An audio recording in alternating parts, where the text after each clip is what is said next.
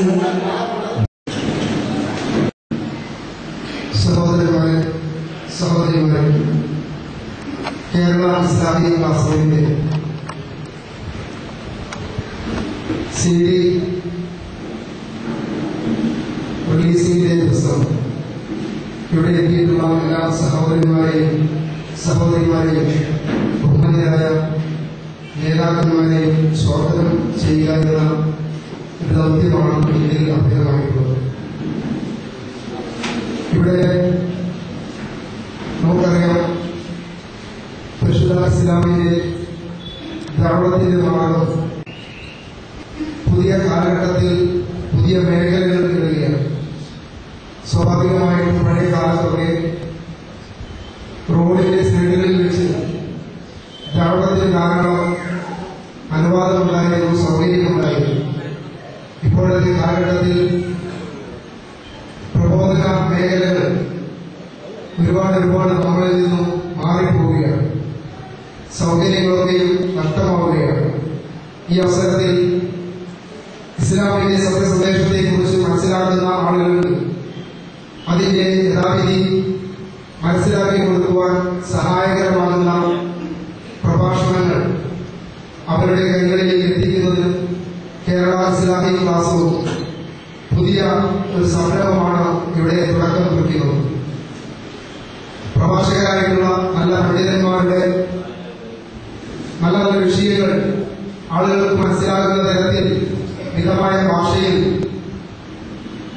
CD-കളിലാക്കി വിതരണം ചെയ്യുക എന്ന ഒരു ദൗത്യം കേരള ഇസ്ലാമിക് ക്ലാസ്റൂം ഏറ്റെടുത്തിരിക്കുകയാണ്. അതിന് തുടക്കമെന്നോണം ഇന്ന് ബഹുമാനായ നമ്മുടെ വിദ്യാഭ്യാസ മന്ത്രി അബ്ദുൾ റബ്ബ് അവറുകൾ അതിന്റെ ഉദ്ഘാടനം ഇവിടെ നിർവഹിക്കും. ഇൻഷാ അല്ലാഹ് അത് ഏറ്റുപിടിക്കുന്നത് ബഹുമാനായ മഹ്മൂദ് നഹ അവറുകളാണ്. അതുപോലെ തന്നെ ഇവിടെ എത്തിയിട്ടുള്ള ബഹുമാനായ ഡോക്ടർ സൈമറും മറ്റു നേതാക്കന്മാർ, ഈ കേരള ഇസ്ലാമിക് ക്ലാസ്റൂമിന്റെ ചെയർമാനും ഈ പരിപാടിയുടെ അധ്യക്ഷനുമായ ബഹുമാനായ ഉസ്താദ് അബൂബക്കർ നസാഫ്, മറ്റു എല്ലാ സഹോദരന്മാരെയും വളരെ ആത്മാർത്ഥമായി സ്നേഹത്തോടെ ഈ പരിപാടിയിലേക്ക് ആദ്യമായി സ്വാഗതം ചെയ്യുക. കേരള ഇസ്ലാമിക് ക്ലാസ്റൂം സൗദി സമയം 7 മണി മുതൽ ആരംഭിക്കുന്ന ഒരു ഇന്റർനെറ്റ് പ്രോഗ്രാമാണ്. സൗദി സമയം 7 മണി എന്ന് പറയുമ്പോൾ ഇന്ത്യൻ സമയം 7:30 രാവിലെ ഖുർആൻ തജ്വീദ് ക്ലാസ്സോടുകൂടി ആരംഭിക്കുന്ന ആ പരിപാടി, അതിനുശേഷം ഖുർആൻ പഠിക്കാൻ ആഗ്രഹിക്കുന്ന ആളുകൾക്ക് തുടർന്ന് ഖുർആനുമായി ബന്ധപ്പെട്ടിട്ടുള്ള പഠനങ്ങളും ഹദീസ് ക്ലാസുകളും അതുപോലെ തന്നെ ഹെൽത്ത് ക്ലാസുകളും ഇതര ഭാഷകൾ പഠിപ്പിക്കുന്ന പണ്ഡിതന്മാരും എല്ലാം കൂടി ചേർന്നിട്ടുള്ള ഒരു വലിയൊരു സംരംഭമാണ്. സ്വാഭാവികമായിട്ടും പ്രവാസികളായിട്ടുള്ള വീട്ടമ്മമാർക്ക് ടിവികളുടെ മുമ്പിൽ, ചാനലുകൾക്ക് മുമ്പിൽ സമയം നഷ്ടപ്പെട്ടിരുന്ന ഒരുപാട് ഉമ്മമാരും ഒരുപാട് സഹോദരിമാരും പലപ്പോഴും അവരുടെ സന്തോഷം അവയെ അറിയിക്കാറുണ്ട്. രാവിലെ മുതൽ കേരള ഇസ്ലാമിക് ക്ലാസ്റൂം തുറന്നു വെച്ചാൽ അതിൽ നിന്നും മതപരമായിട്ടുള്ള വിജ്ഞാനങ്ങൾ കിട്ടിക്കൊണ്ടിരിക്കുകയാണ്.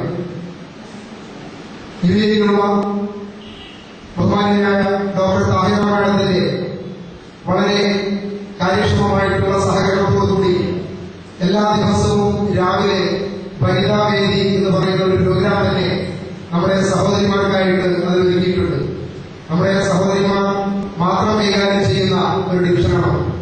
അതുപോലെ തന്നെ കാര്യമായിട്ട് ഇപ്പോ നമ്മളൊക്കെ ഇവിടെ ഓരോ ബിസിയിലാണ്.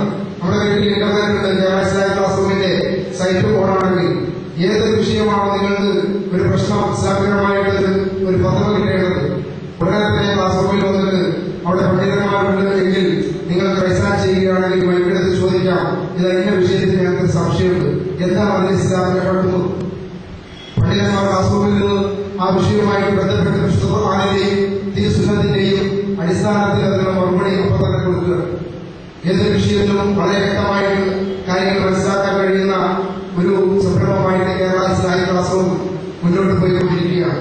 എന്തായിരുന്നാലും തുടർന്നു വരുന്ന ബഹുമാന്യനായ അധ്യക്ഷൻ ഉസ്താദ് അബൂബക്കർ ഖസാബ് കൂടുതൽ ഈ വിഷയത്തിൽ നിങ്ങളോട് സംസാരിക്കാനുള്ളത് കൊണ്ട് തന്നെ ഞാൻ എന്റെ വാക്കുകളിലൂടെ ചുരുക്കുകയാണ്. ഇവിടെ എത്തിയിട്ടുള്ള ബഹുമാന്യനായ മന്ത്രി അബ്ദുറഹ്മാൻ അവர்களுം ബഹുമാന്യനായ ഡോക്ടർ ഹുസൈൻ മറൂർ സാഹിബിനും മറ്റു എല്ലാ നേതാക്കന്മാർക്കും എത്തിയിട്ടുള്ള സഹോദരന്മാർക്കും സഹോദരിമാർക്കും ഒറ്റവാക്കിൽ സ്വാഗതം ആശംസിച്ചുകൊണ്ട് ഞാൻ എന്റെ വാക്കുകൾ ചുരുക്കുകയാണ്. അൽഹംദുലില്ലാഹി റബ്ബിൽ ആലമീൻ. വസ്സലാമു അലൈക്കും വറഹ്മത്തുള്ളാഹി.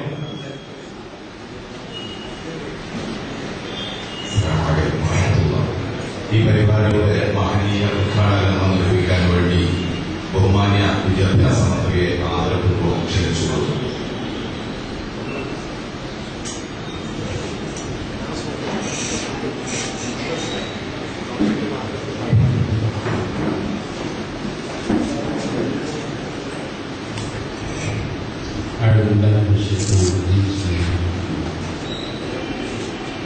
ബഹുമാനായ അധ്യക്ഷൻ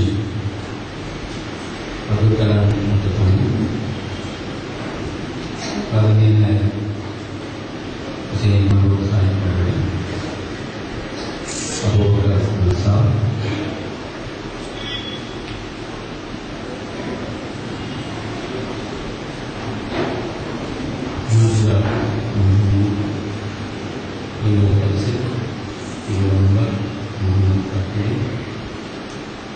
മറ്റു വേദിയിലുള്ള പ്രിയപ്പെട്ട സഹോദരി സഹോദരൻ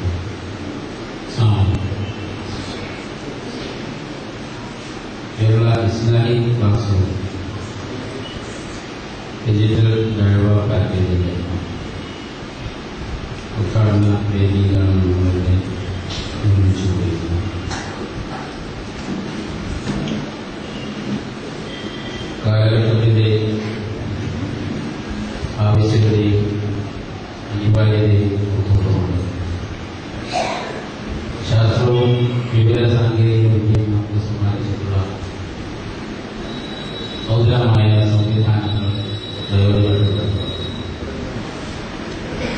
ഇസ്ലാമിനെ കുറിച്ച് കൂടുതൽ പഠിക്കുവാനും മനസ്സിലാക്കുവാനും നമ്മുടെ മതവുമായി ബന്ധപ്പെട്ടുകൊണ്ട് ലോകത്താകമാനം നടന്നുകൊണ്ടിരിക്കുന്നു കാര്യങ്ങളെ നമ്മുടെ വിരൽത്തുമ്പിൽ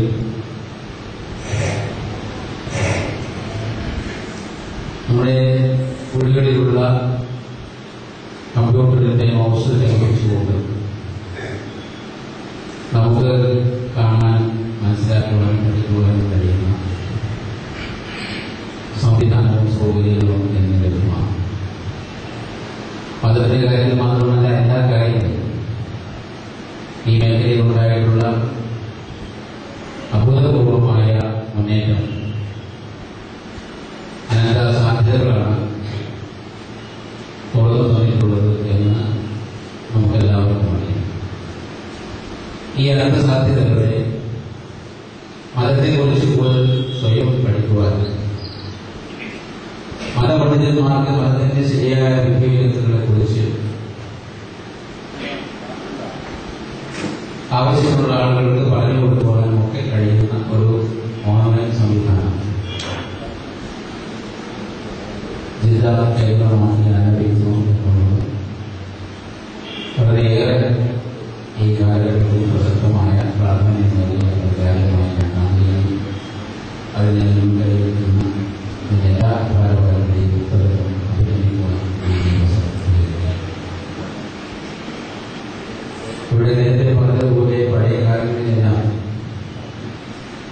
മതത്തെക്കുറിച്ച് പഠിക്കാനുള്ള അവസരങ്ങൾ കുറവായിരുന്നു. അന്ന് സമയം ധാരാളമുണ്ടായിരുന്നു, പക്ഷെ പഠിക്കാനുള്ള സാഹചര്യങ്ങളും സൗകര്യങ്ങളും കുറവായിരുന്നു. ഇന്ന് അതിനുള്ള അനന്തമായ സാധ്യതകൾ നമ്മുടെ മുമ്പിൽ തുറന്നു വന്നു. ക്ലാസ് റൂമുകൾ പോലും ആവശ്യമില്ലാതെ വെർച്വൽ ക്ലാസ് റൂമുകളിലൂടെ ക്ലാസ്സുകൾ എടുക്കാൻ കഴിയുന്ന ഒരു കാലഘട്ടം. പക്ഷെ നമുക്കില്ലാത്തൊരു സമയം, ഒരു ജോലിയും ഒരു പണിയും ഇല്ലാത്തവരെ സംബന്ധിച്ചിടത്തോളം അവനെന്തെങ്കിലും ഒരു കാര്യം ഏൽപ്പിക്കാൻ പറയാൻ കഴിയില്ല. കാരണം അതാണ് ഇന്നത്തെ ഒരു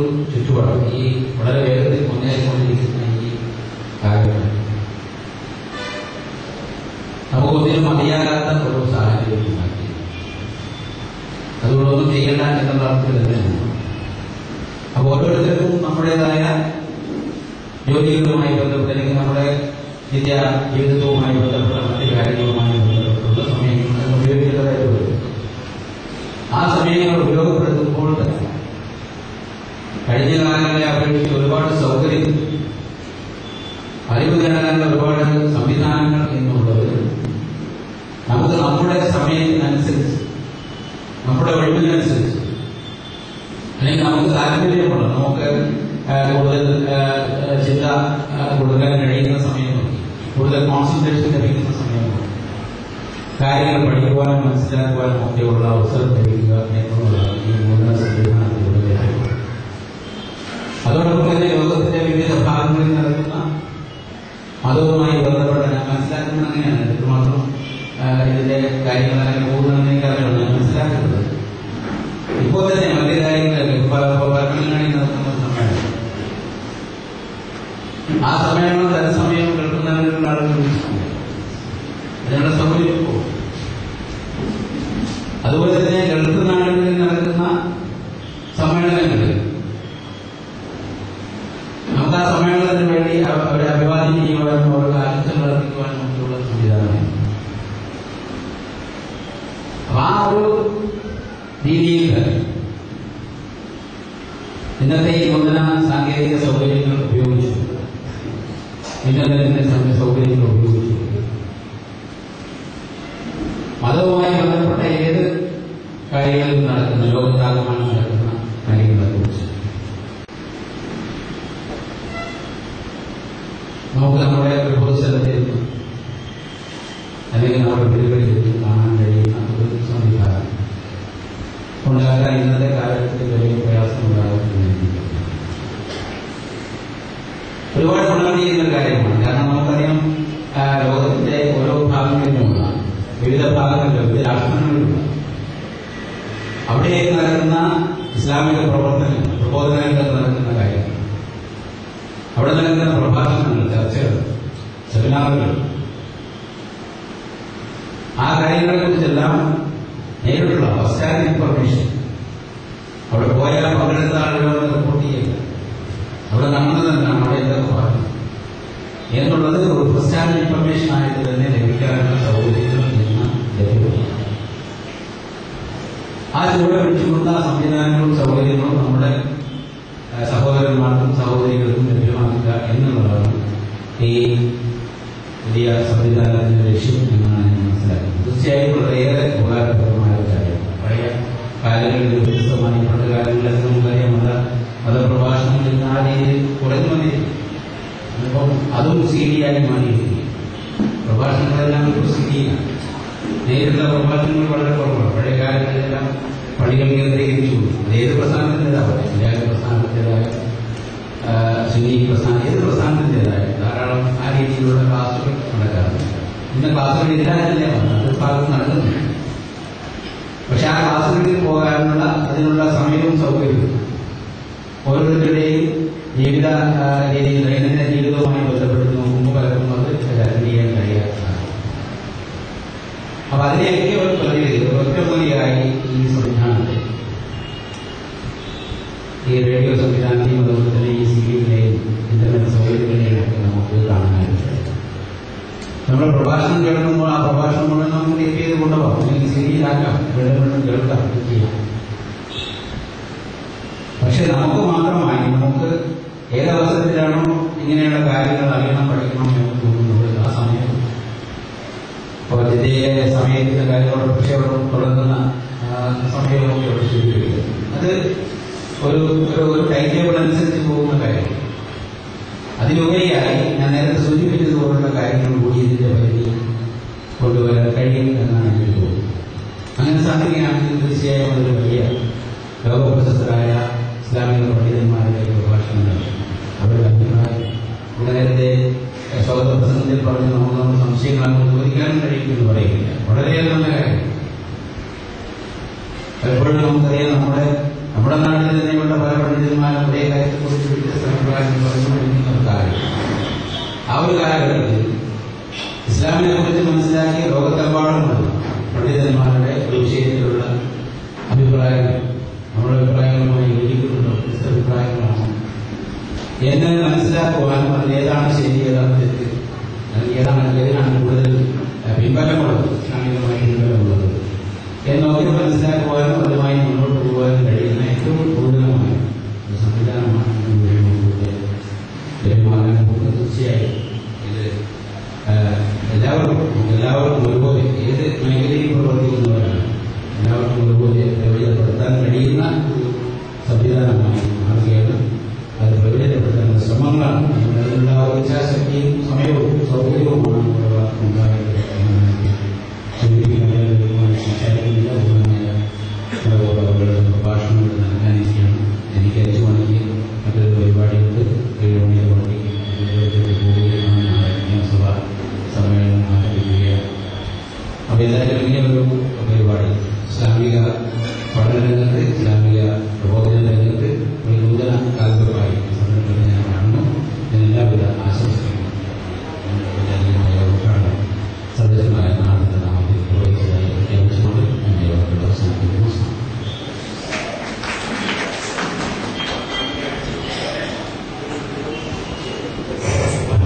ഒരു കാര്യം ആദ്യം നമ്മൾ ഇത്തരം സംരംഭത്തെ സംബന്ധിച്ച് ബഹുമാനായ മന്ത്രിയോട് പറഞ്ഞപ്പോൾ തന്നെ അദ്ദേഹം ഒരു വൈമനസ്യവും കൂടാതെ ഈ പരിപാടിയിൽ നിന്ന് കാര്യങ്ങൾ നിർവഹിച്ചു തരാം എന്നേറ്റ അദ്ദേഹത്തിന്റെ ആ നല്ല മനസ്സിനെ നമ്മൾ അഭിനന്ദിക്കുന്നതോടൊപ്പം തന്നെ അദ്ദേഹത്തിന് അല്ലാഹു നല്ല പ്രതിഫലം നൽകട്ടെ എന്ന് പ്രാർത്ഥിക്കുകയും ചെയ്യുകയാണ്. നമ്മൾ ഈ പരിപാടി എന്ന് വെച്ചാൽ ഇന്റർനെറ്റിൽ നടത്തപ്പെടുന്ന ഈ പരിപാടി ലോകത്തിന്റെ വിവിധ ഭാഗത്തുള്ള ജനങ്ങൾക്ക് ഒരേ സന്ദർഭത്തിൽ പങ്കെടുക്കാനും കാര്യങ്ങൾ പറയാനും സംസാരിക്കാനും സംവദിക്കാനും സാധിക്കുന്ന ഈ സംവിധാനം, ഇതിന്റെ ഭാഗമായിക്കൊണ്ട് ആധുനിക രൂപത്തിൽ കഴകത്ത് നടത്തുക എന്ന ഉദ്ദേശത്തോടു കൂടി ഈ ക്ലാസ് റൂമിന്റെ കാര്യമായി പ്രവാസികളായ ജനങ്ങളാണ് ഇതിന്റെ പിന്നിൽ പ്രവർത്തിക്കുന്നത്. അവരുടെയൊക്കെ സഹകരണത്തോടെ നമ്മൾ 2 പണ്ഡിതന്മാരുടെ CD ആണ് ഇപ്പോൾ ഇവിടെ റെക്കോർഡ് ചെയ്ത് പ്രകാശനം നിർവഹിക്കുന്നത്. അതോടൊപ്പം തന്നെ ഒരു പഴയ കാലഘട്ടത്തിൽ, അതായത് കുറ്റിപ്പുറം സമ്മേളനത്തിൽ ബഹുമാനായ അബ്ദുറഹ്മാൻ അൻസാരിയുടെ രചനയിൽ കൂടി പുറത്തു വന്ന തൗഹീദ് ഗാനങ്ങൾ അല്ലാഹു സുബ്ഹാനഹു വ തആല മഹാനുഭാവന് ആഫിയത്തോടു കൂടെയുള്ള ദീർഘായുസ് നൽകുമാറാവട്ടെ.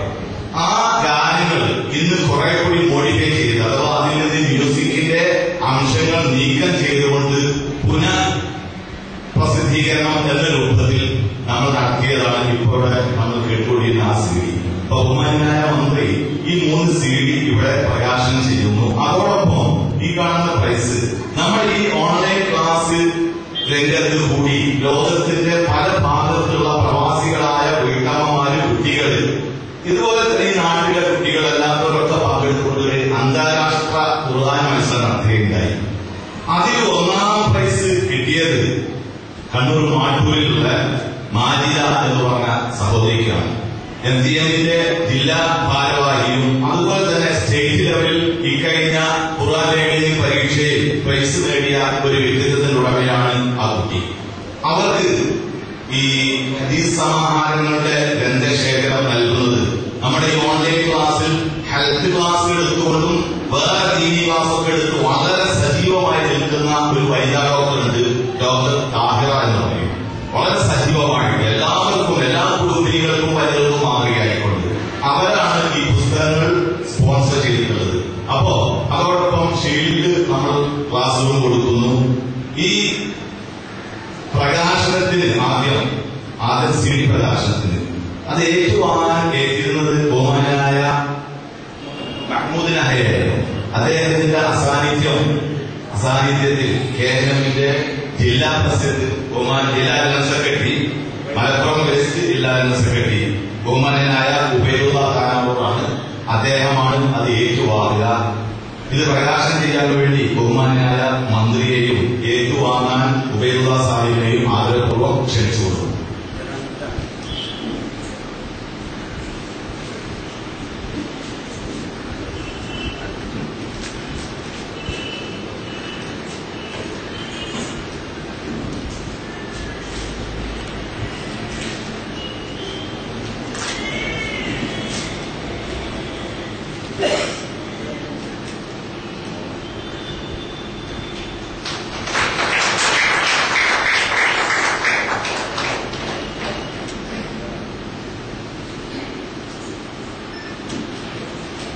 അടുത്തത് സമ്മാനദാനമാണ്.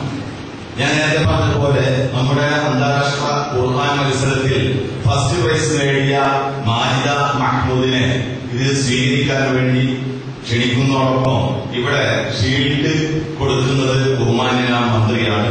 അതിനുശേഷം ക്യാഷ് പ്രൈസ് നൽകുന്നത് അഖിലേന്ത്യാ സലഫി മൂവ്മെന്റിന്റെ ഹെൽത്തനായ ജനറൽ സെക്രട്ടറി ബഹുമാന്യനായ ഷെയ്ഖ് ഹുസൈൻ മടവൂർ അവരുകളാണ്. അദ്ദേഹം ക്യാഷ് പ്രൈസും ഷീൽഡ് ബഹുമാന്യനായ മന്ത്രിയും കൊടുക്കുന്നതാണ്. സഹോദരി മാജിദയെ വേദിയിലേക്ക് ക്ഷണിച്ചു.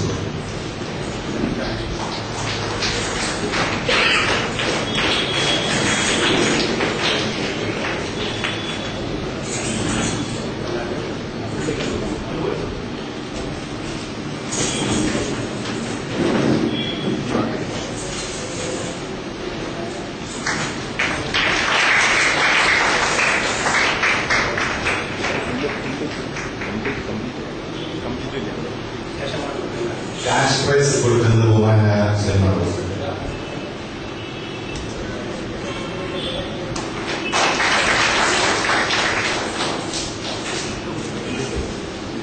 നമ്മുടെ ഈ യോഗത്തിൽ മുഖ്യ പ്രഭാഷണം നിർവഹിക്കുന്നത് നമ്മുടെ നേതാവ് അഖിലേന്ത്യാ സലഫി മൂവ്മെന്റിന്റെ ജനറൽ സെക്രട്ടറി ഷെയ്ഖ് ഹുസൈൻ മടവൂർ അവരാണ്. അദ്ദേഹത്തെ ആദരവോടും ക്ഷണിച്ചു.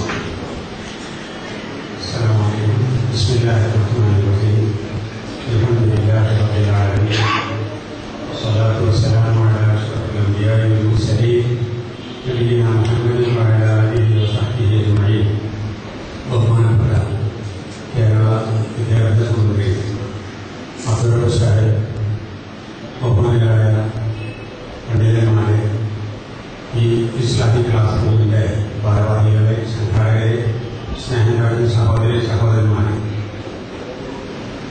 ഇസ്ലാമിനെ അറിയാൻ ആഗ്രഹിക്കുന്ന ആളുകൾക്ക് പരിചയപ്പെടുത്താൻ വേണ്ടി ഏർപ്പെടുത്തിയിട്ടുള്ള ഈ സംവിധാനം എന്തുകൊണ്ടും ശ്ലാഘനീയമായ ഒരു കാര്യമാണ്. ബഹുമാനപ്പെട്ട മന്ത്രി സൂചിപ്പിച്ച പോലെ സമയം കുറവാണെങ്കിൽ പഠിക്കാനുള്ള അവസരങ്ങൾ വളരെ കൂടുതൽ. പണ്ടുകാലത്ത് സമയം കൂടുതലുണ്ടായിരുന്ന ആളുകൾക്ക് പഠിക്കാനുള്ള അവസരങ്ങൾ കുറവുമായിരുന്നു. പഠിക്കാനുള്ള അവസരങ്ങൾ കൂടി വരികയും നമ്മുടെ ജീവിതത്തിൽ സമയം കുറയുകയും ചെയ്ത സാഹചര്യത്തിൽ ഇത് ഉപയോഗപ്പെടുത്തുക എന്നതല്ലാതെ വേറെ യാതൊരു വഴിയുമില്ല. നമുക്ക് ലോകം പുരോഗമിക്കുമ്പോൾ നമുക്ക് മാത്രം കാത്തിരിക്കാൻ വയ്യ. അതിവേഗം മുന്നോട്ട് പോകുന്ന ജീവിത സാഹചര്യങ്ങളിൽ ഏതെങ്കിലും ഒരാൾക്കോ ഒരു വിഭാഗത്തിനോ കാത്തിരിക്കാൻ വയ്യ. അതുകൊണ്ട് തന്നെ ലോകത്തോടൊപ്പം കാര്യത്തോടൊപ്പം നമ്മൾ മുന്നോട്ട് പോവുക, അതിനാവശ്യമായ എല്ലാം ഉപയോഗപ്പെടുത്തുക എന്നതാണ് ഏറ്റവും ഉപകാരപ്പെടുന്ന രീതി. ലോകത്ത് വന്നിട്ടുള്ള വിവര സാങ്കേതിക വിപ്ലവം അതിന് രണ്ട് വശമുണ്ട്. ഇന്ന് പത്രത്തിലുണ്ട് നമ്മുടെ പ്രധാനമന്ത്രി ഡോക്ടർ മൻമോഹൻ സിംഗ് UN ചെയ്ത പ്രഭാഷണത്തിൽ പറയുന്നത് ഗ്ലോബലൈസേഷന്റെ നെഗറ്റീവ് ആസ്പെക്ടാണ് ലോകം സ്വീകരിച്ചത്. അതിന്റെ ഒരുപാട് പോസിറ്റീവ് വശങ്ങൾ നമ്മൾ ഇനിയും ഉപയോഗപ്പെടുത്തേണ്ടതുണ്ട് എന്ന്. ആ പോസിറ്റീവ് വശങ്ങളാണ് ഈ ഇസ്ലാമിക് ക്ലാസ് റൂമും ഇതുപോലുള്ള സംവിധാനങ്ങളും എന്നാണ് ഞാൻ മനസ്സിലാക്കിയത്. ഒരുപാട് ആളുകൾ TV കാണുന്നുണ്ട്, ഇന്റർനെറ്റ് ഉപയോഗിക്കുന്നുണ്ട്, IT-യുടെ എല്ലാ സാധ്യതകളും ഉപയോഗപ്പെടുത്തുന്നുണ്ട്. പക്ഷെ അത് ഈ പുതിയ സൗകര്യങ്ങളുടെ നെഗറ്റീവ് വശങ്ങളാണോ പോസിറ്റീവ് വശങ്ങളാണോ ഉപയോഗപ്പെടുത്തുന്നത് എന്ന് കൂടുതൽ ചിന്തിപ്പിക്കേണ്ട ഒരു സമയമാണിത്. പണ്ട് മദ്രസ പ്രസ്ഥാനം ഒരു വിപ്ലവാത്മകമായ രീതിയിൽ ഒരു പരിവർത്തനം എന്ന നിലയിൽ കൊണ്ടുവന്നത് മൗലാന ചാലികത്ത് കുഞ്ഞഹമ്മദാജിയായിരുന്നു എന്ന് കേരളത്തിലെ നവോത്ഥാന ചരിത്രത്തിൽ നമ്മൾ വായിച്ചിട്ടുണ്ട്. അദ്ദേഹം കൊണ്ടുവന്ന പരിഷ്കരണം ക്ലാസ് റൂമുകൾ ഉപയോഗിക്കുക, ബെഞ്ചും ഡെസ്കും ഉപയോഗിക്കുക, ബോർഡും ചോക്കും ഉപയോഗിക്കുക, പാഠപുസ്തകങ്ങൾ ഉപയോഗിക്കുക, ഇത്തരം കാര്യങ്ങൾ മദ്രസകളിൽ കൊണ്ടുവന്നു എന്നതാണ് ചാലികത്തിന്റെ മദ്രസ പരിഷ്കരണ സംരംഭത്തിന്റെ വിപ്ലവാത്മകമായ പ്രവർത്തനം. അതാണ് നിലനിൽക്കുന്ന ഏറ്റവും അഡ്വാൻസ്ഡായ ഒരു യൂണിവേഴ്സിറ്റിയിലെ സംവിധാനങ്ങളായിരുന്നു. യൂണിവേഴ്സിറ്റിയിൽ അതുണ്ടായിരുന്ന എന്താ? ക്ലാസ് റൂം ഉണ്ടാകും, ബെഞ്ച് ഉണ്ടാകും, ഡെസ്ക് ഉണ്ടാകും, ബോർഡ് ഉണ്ടാകും, ചോക്ക് ഉണ്ടാകും, ലൈബ്രറി ഉണ്ടാകും, പാഠപുസ്തകങ്ങൾ ഉണ്ടാകും. അപ്പോ ഏറ്റവും പുരോഗമിച്ച വളർച്ച പ്രാപിച്ച ഒരു വിദ്യാലയത്തിലെ അല്ലെങ്കിൽ സർവകലാശാലയിലെ സൗകര്യങ്ങൾ മദ്രസയിലേക്ക് കൊണ്ടുവന്നു എന്നതാണ് ചാലിയാറിൽ ചെയ്ത ഒരു വിശകലനം. പക്ഷേ അദ്ദേഹം അത് നടപ്പിലാക്കിയിട്ട് പതിറ്റാണ്ടുകൾ കഴിഞ്ഞിട്ടും യൂണിവേഴ്സിറ്റികൾ മാറിയിട്ടും മതപാഠശാല അന്ന് അദ്ദേഹം കൊണ്ടുവന്നിടത്ത് നിന്നു എന്നതാണ് നമ്മുടെ കാലഘട്ടത്തിൽ നമ്മുടെ കുറ്റമായി നമുക്ക് അംഗീകരിക്കാൻ നമ്മൾ നിർബന്ധിതരാകുന്നത്. സർവകലാശാലകൾ റിസർച്ച് രംഗത്ത് ആവശ്യമായ, അധ്യാപന രംഗത്ത് ആവശ്യമായ മാറ്റങ്ങളുമായി ബഹുദൂരം മുന്നോട്ട് പോയപ്പോൾ നമ്മൾ അന്ന് ചാലിയാറിൽ കൊണ്ടുവന്ന അതേ സ്ഥലത്ത് മദ്രസകളും പാഠശാലകളും നിന്നുപോയി എന്നതാണ്. ഇനി നമ്മളിതൊക്കെ മനസ്സിലാക്കി പുരോഗമനം ഈ രംഗത്ത് ആവശ്യമാണ് എന്ന് അറിഞ്ഞു തുടങ്ങിയപ്പോൾ, ചെറിയ പരീക്ഷണങ്ങൾ നടത്തിയപ്പോൾ അതിന്റെ ഫലം വളരെ വലുതായി നമുക്കിപ്പോൾ അനുഭവപ്പെടുന്നുണ്ട്. ഒരു പ്രോഗ്രാമിൽ നമ്മൾ പങ്കെടുത്ത് സംസാരിച്ചാൽ ആ പ്രോഗ്രാം തീരുന്നതിന് മുമ്പ് ആളുകൾ വിശദാംശങ്ങൾ അന്വേഷിക്കുകയും അഭിപ്രായങ്ങൾ പറയുകയും ചെയ്യുന്ന ലോകത്തിന്റെ പല ഭാഗത്തു നിന്നും ആ നിലയിൽ ബന്ധപ്പെടുന്ന അവസ്ഥയിൽ എത്തിയിട്ടുണ്ട്. സമയ വ്യത്യാസവും ഉപകാരമാണ്. കേരളത്തിൽ നടക്കുന്ന ജുമാ ഖുതുബ, 12:30 മണിക്ക് ആരംഭിക്കുന്ന ജുമാ ഖുതുബ ഗൾഫ് രാജ്യങ്ങളിൽ അത് 10 മണിക്കും 11 മണിക്കുമൊക്കെ അവർക്ക് കാണാൻ സൗകര്യമുണ്ടാകുന്നത് അവർക്ക് ജുമാ നഷ്ടപ്പെടാതെ ഇവിടുത്തെ ഖുതുബ കേൾക്കാൻ കഴിയുന്നു എന്നത് വളരെ സന്തോഷകരമായ ഒരു കാര്യമാണ്. നമ്മൾ നടത്തുന്ന പല കാര്യങ്ങളും പല പരിപാടികളും ഇന്ന് ഒരു പ്രത്യേക വൃത്തത്തിൽ മാത്രം കറങ്ങുന്നതാണ്. ഒരു പ്രസ്ഥാനത്തിന്റെ ആളുകൾ മാത്രം അത് ശ്രദ്ധിക്കുന്ന, ഒരു മതത്തിന്റെ ആളുകൾ മാത്രം അത് കേൾക്കുന്ന, ഒരു നാട്ടിലെ ആളുകൾ മാത്രം ശ്രദ്ധിക്കുന്ന വിധത്തിലാണ് പല പരിപാടികളും. അത് മാറിയിട്ട് ലോകം മുഴുവൻ അറിയാനും കാണാനും ഉള്ള ഒരു തുറന്ന സമീപനം ഇതുപോലെ സംവിധാനങ്ങളിൽ ഉണ്ടാകുമ്പോൾ 100 കൊല്ലം 1000കണക്കിന് പ്രഭാഷണം നമ്മൾ നടത്തുന്നതിനേക്കാളേറെ മനുഷ്യന്റെ ഉള്ളിലേക്ക്, വീടിന്റെ അകത്തേക്ക്, സ്ഥാപനങ്ങളിലേക്ക് എത്തിച്ചേരാനുള്ള അവസരങ്ങൾ ഉണ്ടാകുന്നുണ്ട്. ഇസ്ലാമിനെ പരിചയപ്പെടുത്തിയാൽ അറിയാൻ ആഗ്രഹിക്കുന്ന ആളുകൾ അവിടെ എത്തിച്ചേരും. ഒരിക്കലും അടിച്ചേൽപ്പിക്കേണ്ടതില്ല. മതപരമായ വിഷയങ്ങളെന്ന് ഖുർആൻ വളരെ തറപ്പിച്ച് പറയുന്ന കാര്യമാണ്. അടുത്ത കാലത്ത് ഉണ്ടായ ഏറ്റവും വലിയ പ്രതിസന്ധി മതം പ്രതിക്കൂട്ടിലായി എന്നതാണ്. മതം പ്രതിക്കൂട്ടിലായി ഏതൊരു വിഷയം വന്നാലും അവിടെ ഒരു പക്ഷത്തിൽ മതമുണ്ടാകും. ആ മതമാകട്ടെ തെറ്റിദ്ധരിക്കപ്പെടുന്നു. അതിൽ ഇന്ന് ഏറ്റവും കൂടുതൽ തെറ്റിദ്ധരിക്കപ്പെടുന്നത് ഇസ്ലാമാണ്. അതിന് ഒരുപാട് കാരണങ്ങളുണ്ട്. കുറെ കാരണങ്ങളിൽ മുസ്ലിങ്ങൾ കാരണങ്ങളായിട്ടുണ്ട്. ഇപ്പൊ കഴിഞ്ഞ ഏതാനും ദിവസങ്ങൾക്ക് മുമ്പ് ഡൽഹിയിൽ ഒരു സ്ഫോടനം ഉണ്ടായപ്പോൾ അടുത്ത ദിവസം ആ സ്ഫോടന വാർത്ത നമ്മൾ വായിക്കുന്ന പത്രത്തിൽ, നാഷണൽ ലെവലിലുള്ള പത്രങ്ങളിൽ അത് ഹൂതിയാണ് എന്നാദ്യമാണ്. ഹർക്കത്തുൽ ജിഹാദുൽ ഇസ്ലാമി. രണ്ടാമത്തെ ദിവസം വന്നു അത് ഇന്ത്യൻ മുജാഹിദീൻ ആണെങ്കിൽ. ശരിയാണോ തെറ്റാണോ എന്നറിയില്ല. ഇത്തരത്തിൽ മുജാഹിദീൻ എന്നും ജിഹാദ് എന്നും മറ്റും പേരുള്ള ചില സംഘടനകൾ ഞങ്ങളാണ് ഇതിന്റെ പുറകിൽ, ഞങ്ങൾ ഏറ്റെടുത്തിരിക്കുന്നു എന്ന് മെയിൽ സന്ദേശം പത്രങ്ങളെയും ലോകത്തെയും അങ്ങനെ അറിയിക്കുകയും ചെയ്യുന്നു. ഞാനന്ന് ഹിന്ദു പത്രത്തിലും ഇന്ത്യൻ എക്സ്പ്രസ് പത്രത്തിലും ഈ വാർത്ത വന്നപ്പോൾ അടുത്ത ദിവസം അന്ന് തന്നെ ജിഹാദ് എന്താണെന്നും മുജാഹിദീൻ ആരാണെന്നും ഈ പറയുന്നത് ജിഹാദ് അല്ലെന്നും വ്യക്തമാക്കി ഒരു കുറിപ്പ് അയച്ചു കൊടുക്കുകയായി. അതിലൊരു കാര്യം ഞാൻ സൂചിപ്പിച്ചു. 60 വർഷങ്ങളിലേറെയായി കേരളത്തിൽ അറിയപ്പെടുന്ന ഒരു ജിഹാദ് പ്രസ്ഥാനമുണ്ട്, കേരള നിർവഹൽ മുജാഹിദീൻ. ആ മുജാഹിദീൻ എന്താണെന്നും ഇവിടെ നടക്കുന്ന ജിഹാദ് എന്താണെന്നും അറിയാൻ ഇത് ഇത്ര പെട്ടെന്ന് പ്രചരിപ്പിക്കുന്ന ആളുകളും പത്രക്കാരും കേരളം സന്ദർശിക്കുന്നത് നന്നായിരിക്കും എന്ന്. ഇവിടെ നവോത്ഥാന സംരംഭമാണ് ജിഹാദ് പ്രസ്ഥാനം. വിദ്യാഭ്യാസ പ്രവർത്തനങ്ങൾ, സാമൂഹ്യക്ഷേമ പ്രവർത്തനങ്ങൾ, മതത്തെ അന്ധവിശ്വാസങ്ങൾക്കും അനാചാരങ്ങൾക്കും എതിരെയുള്ള ബോധവൽക്കരണം, ആതുര ശുശ്രൂഷ, സ്ത്രീ വിദ്യാഭ്യാസം, മതസൗഹാർദ്ദ പ്രവർത്തനം, ഭീകരതയ്ക്കും തീവ്രവാദത്തിനെതിരെയുള്ള ബോധവൽക്കരണം, ഇതൊക്കെയാണ് ഇവിടെ ജിഹാദ്. ഇത് നടക്കുന്നവരാണ് മുജാഹിദുകൾ.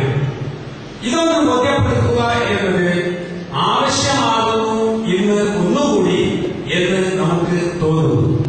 ഇപ്പൊ നോക്കൂ, ഇസ്ലാമിന്റെ നന്മകൾ ആളുകൾക്ക് പറഞ്ഞു കൊടുക്കുമ്പോൾ നല്ലതെല്ലാം ഇസ്ലാമിലുള്ളതെല്ലാം നല്ലതാണ്. ഇങ്ങനെയാണ് നമ്മുടെ സമീപനമെങ്കിൽ ഇസ്ലാമിനെ എന്തിനാണ് വിമർശിക്കുന്നത്?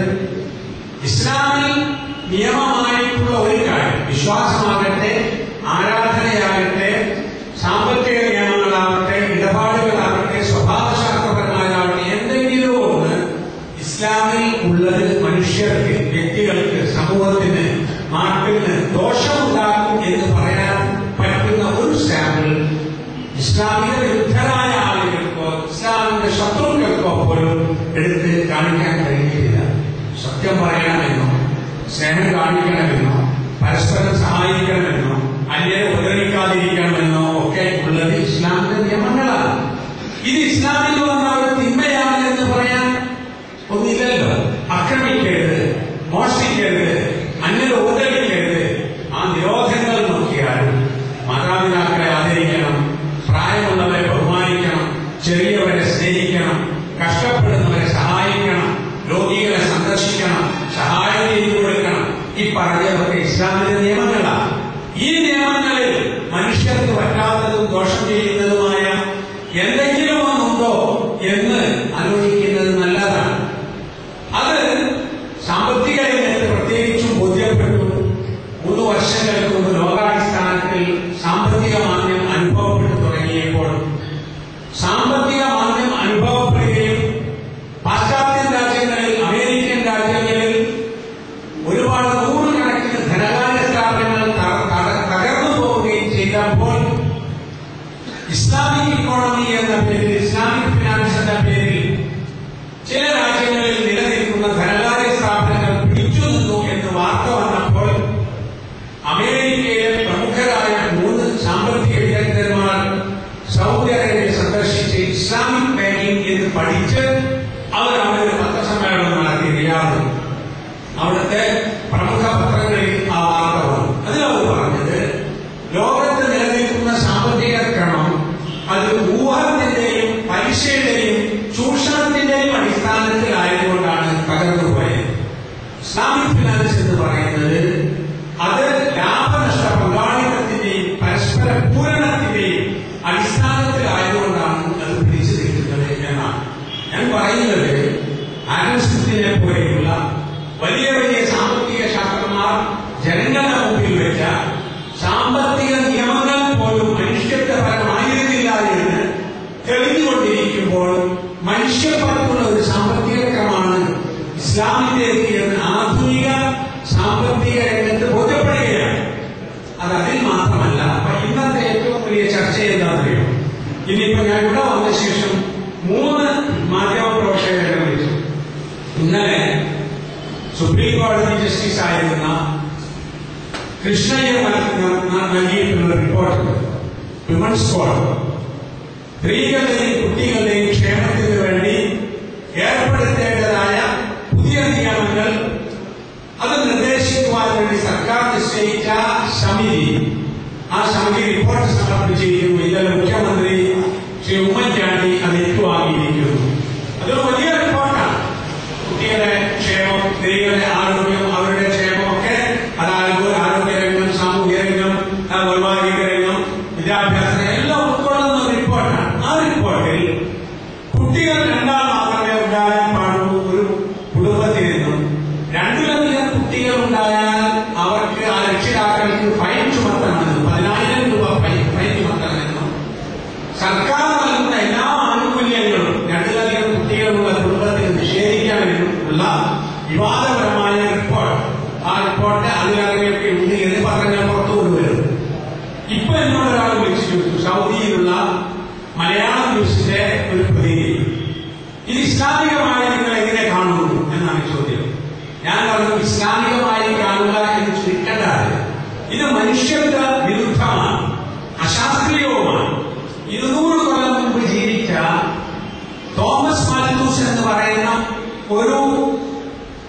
എന്താ പറയാ, ഈ സാമ്പത്തിക സന്തുലനത്തിന് വേണ്ടി റീപ്രൊഡക്ഷൻ നിയന്ത്രിക്കുക എന്ന മൽത്തൂസിയൻ തിയറിയാണ് ഈ പറയുന്നത്.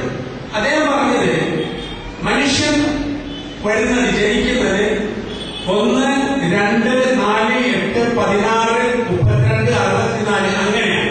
അതായത് ഒരാൾക്ക് 2 കുട്ടിയാണ്, 2, 4 അങ്ങനെ. ഇവിടെ ഭക്ഷ്യവസ്തുക്കൾ ഏറി വന്നാൽ ഉണ്ടാകുന്നത് 1, 2, 3, 4 ഇങ്ങനെയാണ്. അപ്പൊ വളരെ അടുത്ത കാലത്ത് തന്നെ ഭക്ഷണമില്ലാതെ കൊടും പട്ടിണി ഉണ്ടാകുമെന്നാണ്. ആ മൽത്തൂസിയൻ തിയറിയാണ് ഇപ്പോൾ കൃഷ്ണയ്യരുടെ റിപ്പോർട്ടിന്റെ ആധാരമെന്ന് നമുക്ക് തോന്നുന്നു. ഇത് മാറിക്കഴിയുകയും സോഷ്യലിസ്റ്റ്, കമ്മ്യൂണിസ്റ്റ് സാമ്പത്തിക ശാസ്ത്രജ്ഞന്മാർ പോലും ഈ തിയറി തെറ്റാണെന്ന് പറയുകയും ചെയ്തിട്ടുണ്ട്. ഒരുപക്ഷെ ഈ ടീം അത് മാറ്റം വന്നത് ശ്രദ്ധിച്ചിട്ടുണ്ടാവില്ല. അങ്ങനെ പലതുണ്ടല്ലോ. ഇപ്പൊ ഡാർവിൻ സിദ്ധാന്തം ശാസ്ത്രമായി പഠിച്ചവരാണ് നമ്മളൊക്കെ സ്കൂളിൽ.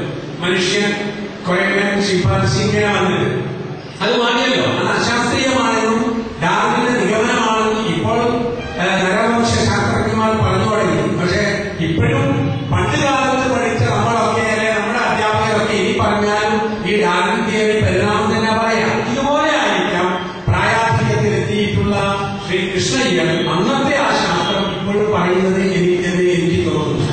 ഞാൻ ഇദ്ദേഹത്തോട് പറഞ്ഞു. മാത്രവുമല്ല, ഇന്ന് ലോകത്ത് സാമ്പത്തിക ശാസ്ത്രജ്ഞന്മാർ പറയും, അമർത്യാസന്റെ വെൽഫെയർ എക്കോണമിയിലൊക്കെ പറയുന്നത് എന്താണെന്ന് വെച്ചാൽ ഇവിടെ വിഭവങ്ങളുണ്ടെന്നാണ്. വിഭവങ്ങളുണ്ട്, അത് വളർത്താനോ അത് എല്ലാ മനുഷ്യർക്കും ലഭിക്കാവുന്ന വിധം വിതരണം ചെയ്യാവുന്ന സംവിധാനങ്ങളാണ്. വിഭവങ്ങൾ ഇല്ലാഞ്ഞിട്ടല്ല, വിഭവങ്ങൾ കൂടിയിട്ട് അമേരിക്കയിൽ ഒരു കാലത്ത് ഭക്ഷണം വില പിടിച്ചു നിൽക്കാൻ വേണ്ടി കടലിൽ തള്ളിയ അവസ്ഥയുണ്ടായിരുന്നതാണ്. അപ്പൊ വിഭവങ്ങളുടെ അശാസ്ത്രീയവും മാനുഷിക വിരുദ്ധവുമായ വിതരണമാണ് ഇവിടെ പട്ടിണി ഉണ്ടാക്കുന്നത്. വിഭവങ്ങൾ ഇല്ലാഞ്ഞിട്ടല്ല എന്നതാണ് ഏറ്റവും ശാസ്ത്രീയം. അതുകൊണ്ട് ഇത് അശാസ്ത്രീയമാണ്, ഇത് കളവുമാണ്. മാത്രവുമല്ല, ഇതുകൊണ്ടുണ്ടാകുന്ന 1940-കളിൽ ചൈനയിൽ കൂടുതൽ കുഞ്ഞുങ്ങൾ ഉണ്ടാകാൻ വേണ്ടിയുള്ള ആഹ്വാനങ്ങളും പ്രോത്സാഹനങ്ങളും ഉണ്ടായിരുന്നു. അങ്ങനെയാണ് ചൈന ലോകത്ത് ജനസംഖ്യയിൽ 1ാം സ്ഥാനത്തെത്തിയത്. ഇപ്പോഴും ഉണ്ട് ചില യൂറോപ്യൻ രാജ്യങ്ങളിൽ കൂടുതൽ കുഞ്ഞുങ്ങൾ ഉണ്ടാകുന്നവർക്ക് പ്രോത്സാഹനങ്ങളും ആനുകൂല്യങ്ങളും ഒക്കെ ഉണ്ടാകും. മാൻ പവർ എന്ന് പറയുന്നത് ഒരു രാജ്യത്തിന്റെ ഏറ്റവും വലിയ ശക്തിയാണ്. ആ മാൻ പവർ, ആ ശക്തി ഉപയോഗപ്പെടുത്താൻ കഴിയുന്നില്ല എന്നത് അലസന്മാരെ സൃഷ്ടിക്കാൻ ഉപകരിക്കൂ എന്നതാണ്. ഇപ്പൊ നോക്കൂ, ചില രാജ്യങ്ങളിൽ ഉണ്ടായ അനുഭവം. ചില ടൗണുകളിൽ, ഗ്രാമങ്ങളിൽ വയസ്സന്മാർ മാത്രമേ ഉള്ളൂ. വയസ്സന്മാർ മാത്രമാണ്, പുതിയ തലമുറയില്ല. അപ്പൊ ഞാൻ സ്കൂളിൽ പഠിക്കുന്ന കാലത്ത് അന്ന് ഈ ആരോഗ്യ കേന്ദ്രങ്ങളൊക്കെ എഴുതി വെച്ചിരുന്നത് ചെറിയ കുടുംബം, സന്തുഷ്ട കുടുംബം, കുട്ടികൾ 2 or 3 മതി എന്നായിരുന്നു. കുട്ടികൾ 2 or 3 മതി, അതിൽ കൂടിയാൽ ആഹാരം എവിടെ നിന്ന് ചോദ്യം. അത് കഴിഞ്ഞ് പിന്നെ എന്തായിരുന്നറിയോ, നാം 2, നമുക്ക് 2. അധികകാലം കഴിയുന്നതിന് മുമ്പ് 1 കണ്ണേ കണ്ണിന് എന്നാണ് ഒരു കുട്ടി. ഇത് സംഭവിച്ച എന്താണെന്നറിയോ, ഇപ്പോഴ് ചില രാജ്യങ്ങളിൽ, ഇപ്പൊ ചൈനയിൽ ഇപ്പൊ ഏറ്റവും ലേറ്റസ്റ്റ് കണക്ക് പ്രകാരം 100 സ്ത്രീകളും 120 പുരുഷന്മാരുമാണ്. എന്ന് പറഞ്ഞാൽ ഒരു കുട്ടിയെ ഉണ്ടാകാൻ പാടുള്ളൂ എന്ന് വന്നപ്പോഴേ ഇപ്പൊ അതിന് 1 ബാരി എന്നൊരു നിയമം അവിടെ വന്നു. ഒരു കുട്ടിയാകുമ്പോൾ പലരും ഇപ്പൊ ഭ്രൂണഹത്യ പ്രോത്സാഹിപ്പിക്കാൻ ഈ ബില്ലിൽ നിർദ്ദേശമുണ്ട്. ഭ്രൂണഹത്യ നിയമരഹിതമായിട്ട് പോലും ഏറ്റവും കൂടുതൽ ഭ്രൂണഹത്യ നടക്കുന്നത് സ്ത്രീ ഭ്രൂണഹത്യയാണ്. അതായത് ഈ വിവാഹരഹിത പ്രശ്നങ്ങളും സ്ത്രീധനവും മറ്റും കാര്യത്തിൽ ഒരു കുഞ്ഞാണെങ്കിൽ ചിലർക്കൊക്കെ അത് ആൺകുഞ്ഞാണ് നല്ലത് എന്ന് തോന്നുന്നത്. അപ്പൊ ഉണ്ടാകാൻ പോകുന്നത് പെൺഭ്രൂണഹത്യ വർദ്ധിക്കും. അതിന് പുറമെ ഉണ്ടാകാൻ പോകുന്നത് രക്ഷിതാക്കളെ സംരക്ഷിക്കാൻ കുഞ്ഞുങ്ങളില്ലാത്ത അവസ്ഥ വരും. അപ്പൊ കുഞ്ഞുങ്ങൾ ഉണ്ടായിട്ട് പോലും നമുക്ക് കഴിയുന്നില്ല, നമ്മുടെ ജീവിത സാഹചര്യത്തിലുണ്ട്. അപ്പൊ കുഞ്ഞ് ഒരാൾക്ക് തീരുമാനിക്കാം അയാൾക്ക് എത്ര കുഞ്ഞു വേണം വേണ്ട. പക്ഷെ ഒരു രാഷ്ട്രത്തിന്റെ നിയമമായി വരുമ്പോൾ അതുകൊണ്ടുണ്ടാകുന്ന പ്രശ്നങ്ങൾ, സാമൂഹിക പ്രശ്നങ്ങൾ വമ്പിച്ചതായിരിക്കും എന്ന് നമ്മൾ മനസ്സിലാക്കണം. ഞാനത് പറഞ്ഞു കൊടുക്കും. അതായത് ഇസ്ലാമിക നിയമങ്ങൾ, കാര്യങ്ങൾ എന്നതിലപ്പുറം മനുഷ്യരഹിതമാണ്, അശാസ്ത്രീയമാണ്, അത് വാസ്തവവിരുദ്ധമാണ്. സാമ്പത്തിക ശാസ്ത്രപ്രകാരം, സാമൂഹിക ശാസ്ത്രപ്രകാരം ഒക്കെ ഇത് തെറ്റാണ് ചെയ്യുന്നത്. ഇപ്പൊ ഇതേമാതിരി ഒരു തിയറി മുമ്പുണ്ടായിരുന്നു. അതായത് ഏതാണ്ട് 150 കൊല്ലങ്ങൾക്ക് മുമ്പ് ഒരു സാമ്പത്തിക ശാസ്ത്രജ്ഞൻ പറഞ്ഞു,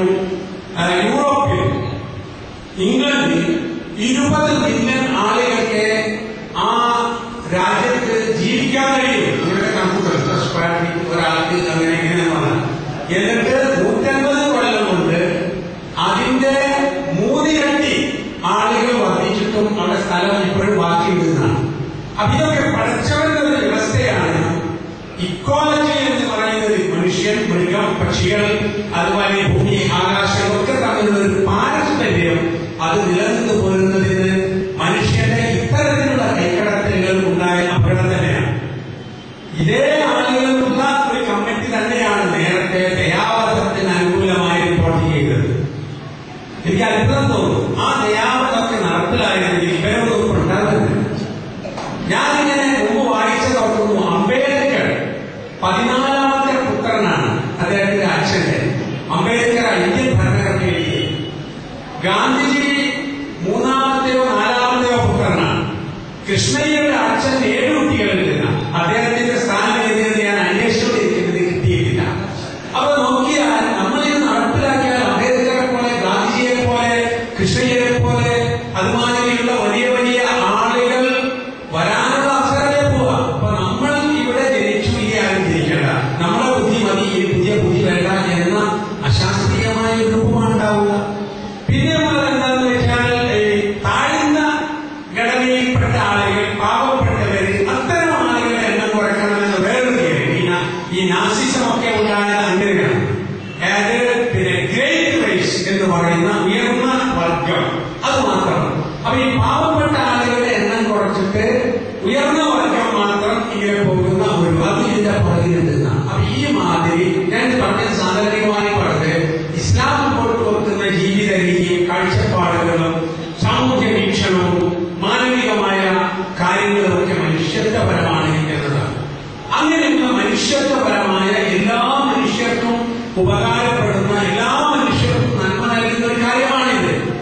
ബർക്കത്തുല്ലാ മുഫ്തി എന്ന അറിയപ്പെടുന്ന ഒരു ഇസ്ലാമിക സാമ്പത്തിക വിദഗ്ധൻ കോഴിക്കോട് വന്ന സമയത്ത് ഒരു പത്രക്കാരൻ ചോദിച്ചു. ആയിടെയായിരുന്നു കഴിഞ്ഞ ഇടതുപക്ഷ സർക്കാരിന്റെ കാലത്ത്, കമ്മ്യൂണിസ്റ്റ് ഗവൺമെന്റിന്റെ കാലത്ത് ഇവിടെ കേരളത്തിൽ ഒരു ഇസ്ലാമിക് ഫിനാൻഷ്യൽ കോർപ്പറേഷൻ അൽ ബറക്ക എന്ന പേരിൽ ഒരു സ്ഥാപനം തുടങ്ങാനുള്ള പ്രവർത്തനം തുടങ്ങിയത്. അപ്പൊ ഈ ബർക്കത്തുല്ലാ മുഫ്തി എന്ന ഇസ്ലാമിക സാമ്പത്തിക വിദഗ്ധരോട് ചോദ്യം ഉണ്ടായിരുന്നു. ഇസ്ലാമിക് ബാങ്കിംഗ് ആരംഭിക്കാൻ പോകുന്നു, പക്ഷെ ഇവിടെ അതിന് ശ്രമിക്കുന്നത് ഒരു കമ്മ്യൂണിസ്റ്റ് ഗവൺമെന്റ് ആണല്ലോ, ഇത് തമ്മിൽ ഒരു വൈരുദ്ധ്യമില്ലേ? ചോദ്യം പ്രസക്തമാണ്. പറയാൻ പറഞ്ഞു വൈരുദ്ധ്യമില്ല. കാരണം ഇസ്ലാമിന്റെ നന്മ എന്ന് പറയുന്നത് it is A gift from God. അള്ളാഹുവിന്റെ അടുത്ത് നിന്നുള്ള ഒരു ഗിഫ്റ്റാണ്. അപ്പൊ ആര് കൈ കാണിച്ചാലും ആര് ചോദിച്ചാലും ആ ഗിഫ്റ്റ് കിട്ടും. അത് മുസ്ലിം തന്നെ ആവണമെന്നില്ല. അപ്പൊ സത്യം പറയണം എന്ന് നിങ്ങൾ പറയുമ്പോൾ അത് മുസ്ലിം അല്ലാത്ത ഒരാൾ സ്വീകരിച്ചാൽ നന്മയുണ്ടാവും. മദ്യപാനം ഹറാമാണ് ഖുർആനിൽ. അത് ഖുർആൻ അംഗീകരിക്കാത്ത ഒരാൾ മദ്യപിക്കാതിരുന്നാൽ അതിന്റെ നന്മയുണ്ടാവും. അപ്പൊ ഇസ്ലാം ജനങ്ങൾക്ക് നൽകിയിട്ടുള്ള എല്ലാ നന്മകളും അത് നന്മയാണ് എന്ന് ലോകം അംഗീകരിക്കും. ഇന്നല്ലെങ്കിൽ നാളെ, നാളെ അല്ലെങ്കിൽ അതിന്റെ പിന്നേ ദിവസം ലോകം അംഗീകരിക്കും. നമ്മുടെ ബാധ്യത ആദ്യമായി ഇത് ഇങ്ങനെയാണ് എന്ന് നമുക്ക് ഉൾക്കൊള്ളണം. പിന്നീട് ഈ കാര്യത്തിൽ തൃപ്തി വരണം. പിന്നെ ഇത് മാറ്റിവെച്ച് നോക്കാൻ കഴിയണം. എന്നിട്ട് ആളുകൾക്ക് എത്തിക്കണം. തീവ്രവാദവും ഭീകരവാദവും വന്നപ്പോൾ മതരംഗത്തുള്ളവർ പേടിച്ചു പോയില്ലേ? എങ്ങനെയാണ് ഈ മതരംഗത്ത് തലയുയർത്തി നിൽക്കുക എന്ന് തോന്നിയില്ലേ? ഞാൻ ഒരു മതപ്രവർത്തകനാണ്, ഒരു മതത്തിന്റെ ആളാണെന്ന് പറയാൻ കഴിയാത്ത വിധം ഇമേജ് പോകുന്ന അവസരങ്ങളുണ്ടായിരുന്നു. അവിടെ ഇക്കാണുന്നതോ ഈ പറയുന്നതിനോ കൊണ്ട് നടക്കേണ്ട അതിന്റെ പ്രതീതി അല്ല ഞാൻ എന്ന് നമുക്ക് പറയാൻ സാധിക്കണം. അതാ ജമാലുദ്ദീൻ അഫ്ഗാനി പണ്ട് പറഞ്ഞത്, നിങ്ങൾ സ്വതന്ത്ര ബുദ്ധിയുള്ള യൂറോപ്യൻ സമൂഹത്തെ ഇസ്ലാമിനെ പരിചയപ്പെടുത്തുന്നുവെങ്കിൽ ആദ്യം അവരോട് പറയും, ഞങ്ങൾ മുസ്ലിങ്ങളല്ല, ഖുർആനിലുള്ളതാണ് ഇസ്ലാമിൽ. ഞങ്ങളെ നോക്കിയിട്ട് നിങ്ങൾ ഇസ്ലാമിനെ പഠിക്കണ്ട, ഖുർആനിലും നബി തിരുമേനിയുടെ ഉപദേശങ്ങളിലുള്ളത് നോക്കിയാൽ മതിയത്. അങ്ങനത്തെ ഒരു അവസ്ഥയിലേക്ക് എത്തി നിൽക്കുമ്പോൾ നമുക്കും നിയമങ്ങൾ, വസ്തുതകൾ, കാര്യങ്ങൾ അത് പരിചയപ്പെടുത്തി കൊടുക്കുക എന്നത് മാത്രമാണ് കരണീയം എന്ന് നാം മനസ്സിലാക്കുക. ഇപ്പോൾ പുതുതായി വരുന്ന പ്രശ്നങ്ങൾ പരിഹാരം എന്താ? ഇന്ന് തുടങ്ങി വീണ്ടും നമ്മുടെ പത്ര പരസ്യങ്ങൾ, എല്ലാ പത്രത്തിലും ഹാഫ് പേജ് എലിപ്പനിക്കെതിരെ. ഇത് നോക്കൂ, അതിലെന്തെല്ലാം പറയുന്നു. എലിപ്പനി പ്രചരിക്കുന്നത് എങ്ങനെയാ? അതിന് പരിഹാരം എന്താ? ഒരു 3-4 പ്രാവശ്യം ഒരു ദിവസം കയ്യും മുഖവും കഴുകണം. അതിൽ പറഞ്ഞ ഒരു പരിഹാരം. വൃത്തി പാലിക്കണം, വീടും പരിസരവും ശുചിത്വമുള്ളതാക്കണം. ഈ പറഞ്ഞതൊക്കെ ചെയ്താൽ ഇസ്ലാമിക സുന്നത്തുള്ള കാര്യങ്ങളാണ്. വീടും പരിസരവും ശുദ്ധിയാക്കണം, ഈമാനിന്റെ പകുതിയാണ്. അപ്പൊ 3 4 തവണ മുഖം കഴുകിയല്ല 5 തവണ മുഖം കഴുകാൻ കഴിയില്ലേ? അതായത് ജീവിതം ഇസ്ലാമികമായ പോയാൽ അത് തന്നെയാണ് ആരോഗ്യം, അത് തന്നെയാണ് വൃത്തി, അത് തന്നെയാണ് പരിസ്ഥിതി സംരക്ഷണം. അങ്ങനെ പോകാൻ കഴിയല്. ഞാൻ കുറച്ചു ദിവസം മുമ്പ് ഒരു നേച്ചുറോപ്പതി ഹോസ്പിറ്റലിൽ ചികിത്സയ്ക്ക് വേണ്ടി പോയിരുന്നു. 1 മാസം അവിടെ കഴിഞ്ഞു പോരുമ്പോ അവസാനം ഞാൻ ഇനി അങ്ങോട്ട് ശീലിക്കേണ്ട കാര്യങ്ങൾ പറഞ്ഞു ഡോക്ടർ. എന്താണെന്നറിയോ? വിശക്കാതെ ഭക്ഷണം കഴിക്കരുത്, ഭക്ഷണം കഴിച്ചാൽ വയറ് നിറയരുത്. ഇത് അങ്ങനെ തന്നെ ഒരു ഹദീസ്, അങ്ങനെ തന്നെ ഒരു ഹദീസ്. ഇത് പറഞ്ഞിരുന്ന ആൾ മുസ്ലിമോ ഹദീസ് പഠിച്ച ആളല്ല. മറ്റൊന്ന് അദ്ദേഹം പറഞ്ഞത് നേരത്തെ ഉറങ്ങണം, നേരത്തെ എഴുന്നേൽക്കണം, അങ്ങനെ തന്നെ ഹദീസ്. വേറൊന്ന് അദ്ദേഹം പറഞ്ഞത് അവിടെ ഈ മെഡിറ്റേഷൻ യോഗ അങ്ങനെയുള്ള പരിപാടികൾ അതിൽ ഏറ്റവും കൂടുതൽ സുജൂദൊക്കെയാണ്. ആ ടൈപ്പ് എന്നോട് പറഞ്ഞു ഇതൊക്കെ നിങ്ങൾ ചെയ്യാം. ഞാൻ പറഞ്ഞത് ഞങ്ങളുടെ പ്രാർത്ഥനയിലുണ്ട്. ഇപ്പൊ അദ്ദേഹം പറഞ്ഞത് അത് ധാരാളമായി ചെയ്യണം. അങ്ങനെയല്ല, സ്വർഗത്തിലെത്താൻ ഞാൻ എന്ത് ചെയ്യണമെന്ന് വെച്ചപ്പോ ധാരാളമായി സുജൂദ് ചെയ്യണമെന്ന് പറഞ്ഞു. അപ്പൊ നമ്മുടെ ദീനനുസരിച്ചുള്ള ഒരു ജീവിതം, ഉപവാസം മാസത്തിൽ 3 ദിവസമെങ്കിലും ഉപവസിക്കണമെന്നാണ്. നമ്മള് ഇടക്കിടക്ക് ഉപവാസം അവർ പറഞ്ഞത് ആ ഉപവാസമല്ല, നബി പറഞ്ഞ ഉപവസിക്കണമെന്നാണ്. നബി പറഞ്ഞമായ ഉപവാസം എന്ന് പറഞ്ഞാൽ നമ്മളുടെ പകൽ നോമ്പെടുത്തതിന്റെ പ്രതികാരം എന്നാണോ നാം നോക്കിക്കോ പടച്ചോനെ എന്ന കോലത്തിൽ നേരോടുകോട് തിരിയുന്ന ഒരു ശീലത്തിലാണ് നമ്മുടെ ഉപവാസം. അതല്ല പോലും, അങ്ങനെയല്ല ഉപവാസം എന്നാണ്. അപ്പൊ ശരീരത്തിന് വിശ്രമം കൊടുക്കാൻ, ശരീരം തന്നെ രോഗമാക്കും എന്ന ഒരു തത്വമാണ് നേച്ചുറോപ്പതി എന്ന് പറയുന്നത്. അത് അംഗീകരിക്കാത്തവർക്കൊക്കെ ഉണ്ടാകാം. ഞാൻ പറഞ്ഞ ഈ ഒരു വിഷയം പറയുമ്പോഴേ നമുക്ക് അതിൽ അങ്ങേയറ്റം ഇസ്ലാമിന്റെ നിയമങ്ങളും കാര്യങ്ങളും നബിയുടെ ജീവിതവും ഉപദേശങ്ങളും ഒക്കെ ഏറ്റവും വലുതായിട്ടൊന്നുണ്ടല്ലോ. പഠിക്കാൻ ഒരു ആരോഗ്യ മാസികയിൽ വായിച്ചു, ദേഷ്യം പിടിച്ചാൽ ഉണ്ടാകുന്ന പ്രശ്നങ്ങൾ. ഒരാൾ ദേഷ്യം പിടിച്ചാൽ പ്രധാനമായും അയാളുടെ ഹാർട്ട്, ബ്രെയിന്, ലങ്സ് ഇത് കേടുവരുന്നു, ഡാമേജ്. പിന്നെ 100 കണക്കിന് സെല്ലുകൾ നശിക്കുന്നു. അപ്പൊ ഞാൻ ദേഷ്യം പിടിച്ചാൽ, എന്റെ ഭാര്യയോട് ദേഷ്യം പിടിച്ചാൽ അവർക്കൊന്നും തകരാറില്ല. എന്റെ ആരോഗ്യം തകരുന്നു, എന്റെ ഹാർട്ട്, എന്റെ ബ്രെയിൻ, എന്റെ ലങ്സ്, എന്റെ ശരീരത്തിൽ ഒരുപാട് സെല്ലുകൾ. എന്ന് പറഞ്ഞില്ല. ദേഷ്യം പിടിക്കരുത്, ദേഷ്യം പിടിക്കരുത്, ദേഷ്യം പിടിക്കരുത് എന്ന് എത്ര പ്രാവശ്യം നബി സല്ലല്ലാഹു അലൈഹി വസല്ലം പറഞ്ഞു. എന്നാലും നമ്മൾ ദേഷ്യം പിടിക്കും. അപ്പോ നബി സല്ലല്ലാഹു അലൈഹി വസല്ലം പറഞ്ഞ പോലെ ജീവിതം കൊണ്ടുപോയാൽ ആ ജീവിതം ദുനിയാവിനും ആഖിറത്തിനും ഉപകാരപ്പെടും. മർഹൂം മംഗല അബ്ദുൽ അസീസ് മൗലവി ഹൈദരാബാദിലുള്ള ഒരു HIV എയ്ഡ്സിനെ കുറിച്ചുള്ള ഒരു ഇന്റർഫെയ്ത്ത് കൗൺസിൽ പങ്കെടുക്കവേ അദ്ദേഹം പറഞ്ഞു, അതിനുശേഷം നമുക്ക് അൽഹംദുലില്ലാഹ് എന്ന് 1000 വട്ടം പറയുന്നു. കാരണം അള്ളാഹിന്റെ ദീനിലുള്ള അള്ളാഹിന്റെ റസൂൽ പഠിപ്പിച്ച വിധത്തിലാണ് ജീവിച്ചാൽ മതിയെന്ന്. അതിന്റെ വിഷയം എന്താണെന്ന് വെച്ചാൽ എയ്ഡ്സ് പ്രചരിക്കുന്നത് എങ്ങനെ? 85% എയ്ഡ്സ് പ്രചരിക്കുന്നത് വഴിവിട്ട ലൈംഗിക ബന്ധങ്ങളാണ്. വ്യഭിചാരം, സ്വതന്ത്രതയും മതം അങ്ങനെയുള്ള പ്രശ്നങ്ങളാണ്. ബാക്കി കുറച്ച് ഈ സിറിയിലൂടെ അമ്മയിൽ നിന്ന് കുഞ്ഞിനെ അങ്ങനെയൊക്കെ പകരുന്നതുമാണ്. അപ്പോ ഇങ്ങനെ പ്രചരിക്കുന്ന 85% കാരണമാകുന്ന ആ കാരണങ്ങൾ എങ്ങനെ ഇല്ലാതെയാക്കണം? സമയത്ത് വിവാഹം ചെയ്യണം, വഴിവിട്ട ലൈംഗിക ബന്ധങ്ങൾ പാടില്ല എന്ന് വെക്കണം, അത് ഉപേക്ഷിക്കണം. അതുപോലെ കുറെ നിയമങ്ങളുണ്ട്, അതിലേക്ക് എത്തുന്ന വിധത്തിലുള്ള കാര്യങ്ങളൊക്കെ ഇല്ലാതെയാക്കണം. ഇത് ഖുർആനിലും ഹദീസിലും ഒക്കെ ഉണ്ട് എന്ന് പറഞ്ഞാൽ അതനുസരിച്ചാൽ മതിയല്ലോ, അതനുസരിച്ചാൽ മതി. പകരം നൽകുന്ന നിർദ്ദേശമല്ല. കോഴിക്കോട്ട് ഒരു കോളനി, ബംഗ്ലാദേശ് കോളനി എന്ന് പറയുന്ന കോളനി വളരെ കൂടുതൽ മയക്കുമരുന്നുകളും മദ്യപാനങ്ങളും ലൈംഗിക തൊഴിലാളികളുടെ ജീവിതവും ഒക്കെയായി നശിച്ചുപോയപ്പോൾ അവരെ രക്ഷപ്പെടുത്താൻ വേണ്ടി സാമൂഹ്യ പ്രവർത്തകരുടെ പ്രവർത്തനങ്ങളും സർക്കാർ വഴി പ്രവർത്തനങ്ങളും ഒക്കെ ധാരാളം ഉണ്ടായി. സർക്കാർ ചെയ്തത് അവിടുത്തെ ഹെൽത്ത് സെന്ററിൽ ഫ്രീ ആയിട്ട് കോണ്ടം വിതരണം ചെയ്തു, ഫ്രീ ആയിട്ട് പുതിയ സിറിഞ്ച് വിതരണം ചെയ്തു. സിറിഞ്ച് ഇതിനാണെന്നറിയോ? മയക്കുമരുന്ന് കുത്തിവെക്കാൻ ഒരാൾ ഉപയോഗിച്ച സിറിഞ്ച് വേറൊരാൾ ഉപയോഗിക്കുമ്പോൾ എയ്ഡ്സ് പകരം മറ്റു രോഗങ്ങൾ. അപ്പൊ ഫ്രഷ് സിറിഞ്ച് കൊടുക്കുക. പിന്നെ അവിഹിതമായ ലൈംഗിക ബന്ധങ്ങളിലൂടെ എയ്ഡ്സ് പകരാതിരിക്കാൻ അത്തരം അവിഹിത ലൈംഗിക ബന്ധങ്ങളിൽ ഏർപ്പെടുന്നവർ കോണ്ടം ഉപയോഗിക്കുക. ഇത് ശാസ്ത്രീയമാണ്, മനുഷ്യത്വപരമാണ്, അതിനുള്ള ശാശ്വത പരിഹാരമാണ്. നബി സല്ലല്ലാഹു അലൈഹി വസല്ലം പറഞ്ഞു, അന്യനായ ഒരു പുരുഷനും ഒരു സ്ത്രീയും ഒരു സ്ഥലത്ത് ഒറ്റയ്ക്കാവരുത്. ആയിപ്പോയാൽ 3ാമനായി അവിടെ പിശാച് വരും. അത്തരത്തിലുള്ള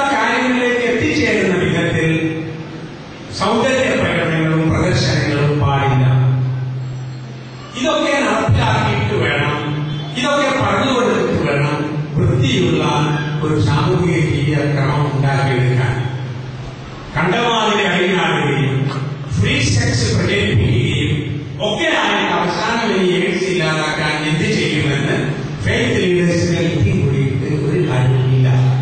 പറഞ്ഞു വന്നത് ഇസ്ലാമിലുള്ളതെല്ലാം നല്ലതാണ്, നല്ലതെല്ലാം ഇസ്ലാമാണ് എന്നാണ്. ആ നിലത്തിൽ ദീനിനെ പഠിക്കാനും മനസ്സിലാക്കുവാനും പ്രചരിപ്പിക്കുവാനും നമ്മൾ തയ്യാറാണ്. അതിൽ വാശി വേണ്ട, അതിൽ മറ്റുള്ളവരോട് വിരോധം വേണ്ട, കണക്ക് തീർക്കൽ വേണ്ട, അസൂയ വേണ്ട, ഒന്നും വേണ്ട. നന്മകൾ ഉയർന്നു നിൽക്കും. അത് പ്രകാശമാണ്. ഖുർആനെ കുറിച്ച് വാഞ്ചനായിലേക്കും നൂറൻ വീണ വ്യക്തമായ പ്രകാശം എന്ന് പറയും. പ്രകാശം ഇരുട്ടിനെ തനിയെ നശിപ്പിക്കും. ഒരു സ്ഥലത്ത് ഇരുട്ടില്ലാതാക്കാൻ നമ്മൾ ഇരുട്ടുമായി ഏറ്റുമുട്ടേണ്ടതില്ല, പ്രകാശം കൊണ്ടുവന്നാൽ. അപ്പൊ പ്രകാശം വരുന്നതോടുകൂടി ഇരുട്ടില്ലാതെയാകും എന്ന തത്വം അതിന് വിശുദ്ധ ഖുർആൻ വന്നപ്പോൾ അങ്ങനെ സംഭവിച്ചിട്ടുണ്ട്. ലോകത്തിന്റെ എല്ലാ ഭൂഖണ്ഡങ്ങളിലേക്കും ഇസ്ലാം എത്തിയത് ഈ പ്രകാശം കൊണ്ടാണ്. ഇപ്പൊ നമ്മുടെ മലബാർ, നമ്മുടെ കേരളം, ഇവിടെ നോക്കൂ നിങ്ങൾ, 80 ലക്ഷത്തോളം മുസ്ലിങ്ങളുണ്ട്. ഈ 80 ലക്ഷത്തോളം മുസ്ലിങ്ങൾ എന്ന് പറയുന്നത് 26-27%. 1400 വർഷം കൊണ്ട്, അല്ലെ 1300 വർഷം കൊണ്ട് നമ്മൾ പഴയ ഒരു ചരിത്രമായോ ഒരു സംഭവമായോ പറയാനുള്ളത് 4 ദിനാറും 12 ആളുകളും വന്നു തരണം. 12 ആളുകളെ നിങ്ങൾ ഒരാൾക്കുണ്ടാകാവുന്ന മാക്സിമം കുഞ്ഞുങ്ങൾ അങ്ങനെ കുട്ടി 1300 കൊല്ലം കൊണ്ട് എങ്ങനെ കൂട്ടിയാലും 80 ലക്ഷം ആകില്ലല്ലോ. ഈ ആളുകളൊക്കെ സ്വീകരിച്ചതാണ് ഈ പ്രകാശം. അവരിതിന്റെ മാധുര്യവും ഇതിന്റെ സൗരഭ്യവും അറിഞ്ഞപ്പോൾ അന്വേഷിച്ചതാണ് ഇതെന്താ, എന്നിട്ട് അവർ സ്വീകരിച്ചത്. അങ്ങനെ അവർക്ക് സ്വീകരിക്കുന്നതിന് ഒരു പ്രലോഭനവും ഉണ്ടായിരുന്നില്ല. ഒരു മുസ്ലിം സൈന്യവും ഇസ്ലാമിന്റെ പ്രചരണവുമായി അല്ലെങ്കിൽ അങ്ങനെ പിടിച്ചടക്കാൻ വേണ്ടി കേരളത്തിലോ മലബാറിലോ വന്നിട്ടില്ല. ഒരു മുഗൾ സാമ്രാജ്യം, ആ സാമ്രാജ്യം എന്നൊക്കെ പറഞ്ഞിട്ട് ഏതെങ്കിലും മുസ്ലിങ്ങളായി അങ്ങനെ ഒരു സാമ്രാജ്യം ഇവിടെ ഉണ്ടായിട്ടില്ല. വേറെ ഏതെങ്കിലും രാജ്യത്തേക്ക് പോകുന്ന ഒരു മുസ്ലിം ശക്തി സൈന്യം ഇവിടെ വിശ്രമിക്കാൻ പോലും ഇരുന്നിട്ടില്ല. എന്നിട്ട് ഇവിടെ ഇത്രയധികം ആളുകൾ ഇത് സ്വീകരിച്ചു എങ്കിൽ അത് തൃപ്തിപ്പെട്ടും ഇഷ്ടപ്പെട്ടും സ്നേഹം കൊണ്ടും ബഹുമാനം കൊണ്ടുമാണ് എന്ന് നമ്മൾ അറിയേണ്ടതുണ്ട്. ആ നിലയ്ക്ക് ഒരു പ്രകാശം എന്ന നിലക്കും നന്മ എന്ന നിലക്കും ഇതിനെ കാണാനും കേൾക്കാനും ഉൾക്കൊള്ളാനും ആളുകൾ തയ്യാറായതുകൊണ്ടാണ് ഇതിന് പ്രചാരണം ഉണ്ടായത്. ഇപ്പോഴും നോക്കൂ നിങ്ങൾ, ഇപ്പോൾ ഇസ്ലാമിന്റെ പ്രചരണം ഫാർ ഈസ്റ്റ് രാജ്യങ്ങളിൽ, വിദൂര കിഴക്കൻ പ്രദേശങ്ങളിൽ, ജപ്പാൻ, കൊറിയ തുടങ്ങിയ ഏരിയകളിൽ, ഓസ്ട്രേലിയ തുടങ്ങിയ പ്രദേശങ്ങളിൽ, പിന്നെ വെസ്റ്റേൺ രാജ്യങ്ങൾ, പടിഞ്ഞാറ് രാജ്യങ്ങളിൽ, യൂറോപ്പിൽ, അമേരിക്കയിൽ, അവിടങ്ങളിൽ ഇസ്ലാമിനെ ഉൾക്കൊള്ളുന്ന ആളുകൾ അത് അറിഞ്ഞും ഇഷ്ടപ്പെടുകയും ചെയ്യും. ഈ എല്ലാ ഇസ്ലാം ഫോബിയയും കാര്യങ്ങളൊക്കെ നിലനിൽക്കുമ്പോൾ ഇപ്പൊ നമുക്ക് ഇസ്ലാമിൽ സ്ത്രീകൾ പീഡിപ്പിക്കപ്പെടുന്നു എന്ന് എഴുതുകയും പറയുകയും ഒക്കെ ചെയ്യുന്ന സ്ഥലത്ത് ഏറ്റവും കൂടുതൽ ഇസ്ലാമിലേക്ക് വരുന്ന സ്ത്രീകളാണ് അമേരിക്കയിലും യൂറോപ്പിലും.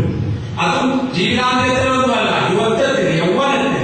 ഇതാണ് ജീവിതത്തിന് നല്ലത് എന്ന് മനസ്സിലാക്കി സ്വീകരിക്കുന്ന ആളുകൾ എപ്പാടും.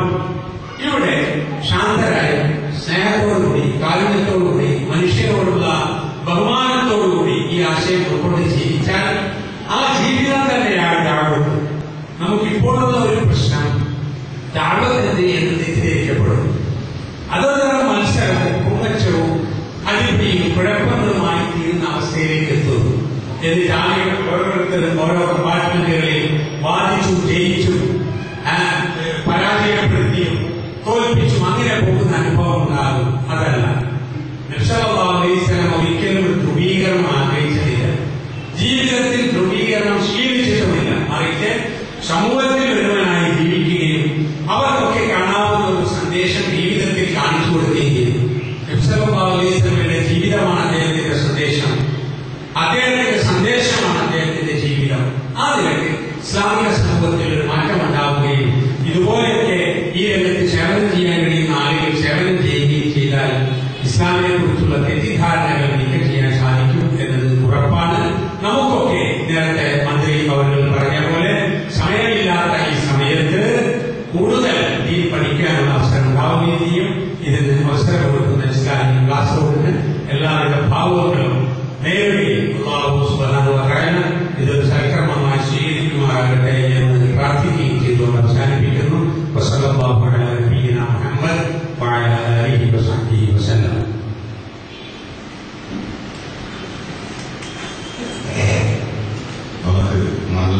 കുറെ കാര്യങ്ങൾ പറഞ്ഞു തന്ന ബഹുമാന്യനായ നേതാവ് സിനിമ സാഹിബിന് തക്ക പ്രതിഫലം നൽകുമാറാണ്. നമ്മുടെ ഈ പരിപാടി ഏകദേശം അവസാനത്തിലേക്ക് നീങ്ങിക്കൊണ്ടിരിക്കുകയാണ്. 2 സെഷനായിട്ടാണ് ഈ പരിപാടി ഇവിടെ ആസൂത്രണം ചെയ്തിട്ടുള്ളത്. ഇപ്പോൾ ഇവിടെ മഗ്‌രിബിന്റെ മുമ്പ് നമ്മൾ പരിപാടി നിർത്തും. പിന്നെ മഗ്‌രിബിന് ശേഷം ഒരു പഠന ക്ലാസ് ഉണ്ടായിട്ടുള്ളതാണ്. ഇതിന്റെ മുമ്പ് നമ്മുടെ KNMന്റെ പ്രതിനിധി ബഹുമാനായ ഉബൈദുള്ള സാഹിബും ISMന്റെ പ്രതിനിധി ബഹുമാനായ ഫൈസൽ സാഹിബും കുറച്ച് ഏതാനും മിനിറ്റുകൾ ഇങ്ങോട്ട് സംസാരിക്കാം. അതിനു മുമ്പ് ഞാൻ ഇവിടെ സ്വാഗത പ്രസംഗത്തിൽ നമ്മുടെ ഈ സംവിധാനത്തെ സംബന്ധിച്ച് കുറച്ചൊക്കെ പറഞ്ഞു. ഒന്നുകൂടി പറഞ്ഞു കുറച്ചുകൂടി. നമ്മളിപ്പോ ഈ നടന്നുകൊണ്ടിരിക്കുന്ന ഈ പരിപാടി ലോകത്തിന്റെ വിവിധ രാജ്യത്ത് താമസിക്കുന്ന പ്രവാസികളായിട്ടും അല്ലാതെ താമസിക്കുന്ന ഒരുപാട് നമ്മുടെ സുഹൃത്തുക്കൾ കണ്ടുകൊണ്ടിരിക്കുന്നു, കേട്ടുകൊണ്ടിരിക്കുന്നു. എത്ര സന്തോഷകരമായ കാര്യമാണ്. അതുപോലെ ഞാൻ പറയട്ടെ, നമ്മുടെ പണ്ഡിതൻ ജമൈക്കയുടെ പണ്ഡിതൻ സലീം ഇവിടെ നിന്ന് മിക്ക ആഴ്ചയിലും അദ്ദേഹം നാട്ടിൽ വെച്ച് USA-യിലും കാനഡയിലുമുള്ള ചില സുഹൃത്തുക്കൾ ക്ലാസ് നടത്തിക്കൊണ്ടിരിക്കുന്നുണ്ട്. അദ്ദേഹത്തിന്റെ സൗകര്യമില്ലാത്ത 1-2 ആഴ്ച ലീവുള്ളവൻ ജിദ്ദയിൽ വെച്ച് അവർ ക്ലാസ് നടത്തിക്കൊണ്ടിരുന്നു. ഇങ്ങനെ ലോകം ഇന്ന് ഇത്രമാത്രം അടുത്തുകൊണ്ടിരിക്കുകയാണ്. നിങ്ങൾ നോക്കി, ഇവിടെ എന്റെ മുമ്പിലിരിക്കുന്ന ഈ സുഹൃത്തുക്കളൊക്കെ അതിൽ അവിടെ നിന്ന് തുടങ്ങാം. അരി കിടക്കനാട്ടുകാര അദ്ദേഹം ഞാനിവിടെ കുറെ ദിവസമായി പരിചയം. പക്ഷെ ആദ്യമായിട്ട് ഇപ്പൊ ഇന്നാണ് അദ്ദേഹത്തെ കാണുന്നത്. നമ്മുടെ ക്ലാസ് റൂമിൽ സജീവമായിട്ടുണ്ട്. അദ്ദേഹം ഇടത്തനാട്ടുകാരനാണ്. അതുപോലെ നമ്മൾ സ്വാഗതം പറഞ്ഞ അബ്ദുൽ കലാം ഉസ്താദ്, അദ്ദേഹം ഖത്തറിൽ ജോലി ചെയ്യുന്ന ഒറ്റനാട് തിരുവനന്തപുരം പ്രദേശത്തുകാരനാണ്. ഞങ്ങൾ ആദ്യം പരിചയപ്പെട്ടു, നാട്ടിൽ വന്നപ്പോൾ കണ്ടു. ഈ ഇരിക്കുന്നവരെ ലഭ്യത നോക്കൂ നിങ്ങൾ. ബഹുമാനായ ഹുസൈൻ മഹ്മൂദ് സാഹിബിന്റെ എല്ലാ ആഴ്ചയിലുള്ള മൊഴിയദ്ദീൻ പള്ളിയിൽ നിന്നുള്ള ഖുതുബ ലോകത്തിന്റെ വിവിധ ഭാഗത്തുള്ള ആൾക്കാർക്ക് എത്തിച്ചു കൊടുക്കുന്ന ഒരു നല്ല സുഹൃത്താണ്. ഈ കഴിഞ്ഞ റമദാൻ മാസത്തിൽ മൊഴിയദ്ദീൻ പള്ളിയിൽ റമദാൻ 1 മുതൽ 30 വരെയുള്ള ദിവസങ്ങളിൽ നടത്തപ്പെട്ടിരുന്ന മുഴുവൻ ക്ലാസുകളും അദ്ദേഹം ഞങ്ങൾക്ക് ലോകത്തുള്ള നമ്മുടെ എല്ലാ സുഹൃത്തുക്കൾക്കും അദ്ദേഹം കേൾപ്പിച്ചുകൊണ്ടിരുന്നു.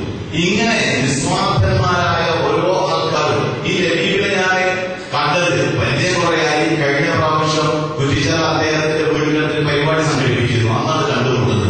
അതുപോലെ നമ്മുടെ വേങ്ങരക്കാരനാണ് മജീദ് സാഹിബ്. ഇസ്ലാമിക് ക്ലാസ് റൂമിന് വേണ്ടി വളരെയധികം ജിദ്ദയിലും ജോലി ചെയ്യുന്ന സുഹൃത്താണ്. ഇവിടെയും അതിനു വേണ്ടി ഓടി നടന്ന് അദ്ദേഹത്തിന്റെ പ്രവർത്തനം. അപ്പുറത്തിരിക്കുന്ന നമ്മുടെ പ്രോഗ്രാം കൺവീനറാണ്. ഇസ്ലാമിക് ക്ലാസ് റൂമിലെ പ്രോഗ്രാം കൺവീനർ കൊടിയാറിലൂടെ പൂക്കൂട്ടൽ അളവങ്കരക്കാരനാണ്.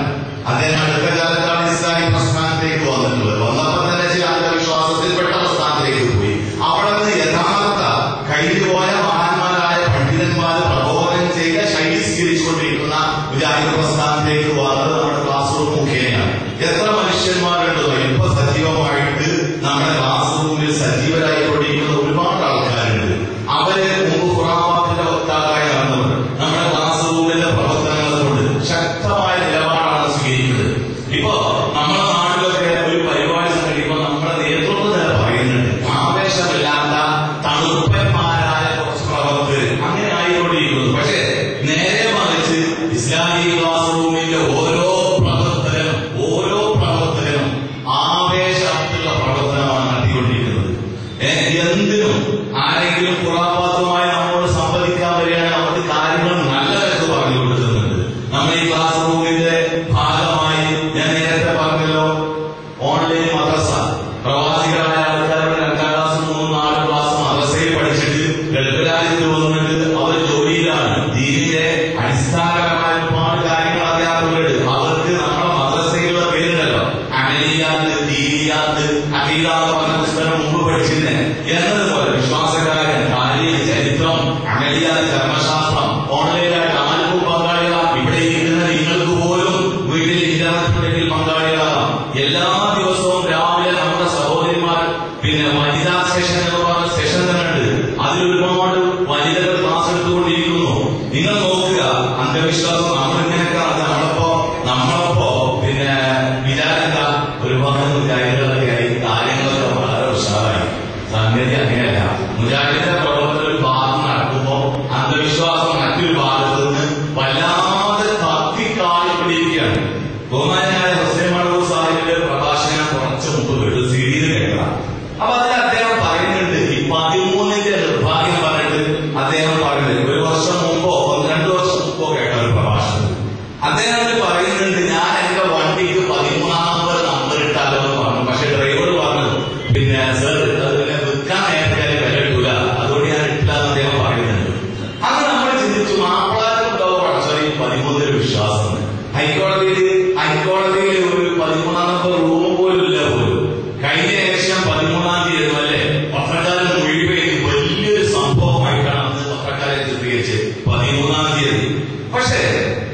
പിന്നെ കഴിഞ്ഞ സ്ഥലത്ത് കണ്ടത് കുഴിയാട് കൂട്ടൂർ നമ്മളെ ഉപവാസത്തിന്റെ അടുത്ത പ്രദേശത്ത് നമ്മുടെ അംഗമാപ്പാന്റെ കഴിഞ്ഞ ഏതാനും കുറെ കേൾക്കുന്ന ഇസ്ലാമിക് ക്ലാസ് റൂമിൽ ചർച്ച വരാതെ പലപ്പോഴും നമ്മൾ ഇക്കൊല്ല റമദാൻ നാട്ടിലുണ്ടായിരുന്നു. കാവ്യത്തെ കഴിഞ്ഞ ശേഷം കുഴിയാട് അടുത്താണ് വണ്ടി കയറി സംഗതികളൊക്കെ കണ്ടു. അത് നമുക്കൊരു ചെറിയ പുസ്തകമാണ്. അതിൽ വാങ്ങിയൊരു പുസ്തകമാണ് നക്സിന്റെ ദിവസങ്ങൾ എന്ന് പറഞ്ഞിട്ട് മൺമറഞ്ഞു പോയ ചാരിത്രകാരൻ ഒരു വണ്ടി ചെറിയ ഒരു 5 രൂപയുടെ പുസ്തകമുണ്ട്. അതിന് മൂപ്പ എഴുതിയേക്കാൾ എല്ലാ മാസവും പരാതിയിലെ കവിതയായിട്ട് ഞാൻ ഇന്നലെ ഒരു പരിപാടി അബ്ബാസിന്റെ കണ്ടില്ല, അവിടെ പുസ്തകം കൊണ്ടുവരും. എല്ലാ മാസവും 13 നക്സാണ്, ദുഷ്ടഗുണമാണ് പറയുന്നത്. അത് മാത്രമല്ല റമദാൻ മാസം 24 ഏകദേശം പ്രതീക്ഷിക്കുന്ന അന്ന് നക്സാണ്, 25 നക്സാണ്, ഹജ്ജിന്റെ മാസത്തിൽ നക്സാണ്, പിന്നെ അയ്യാമുഷീന്റെ 2-3 പെരുന്നാൾ നക്സാണ്. നക്സ് എന്ന് പറഞ്ഞാൽ അന്ന് ഒരു പണി ചെയ്യാൻ പറ്റൂല.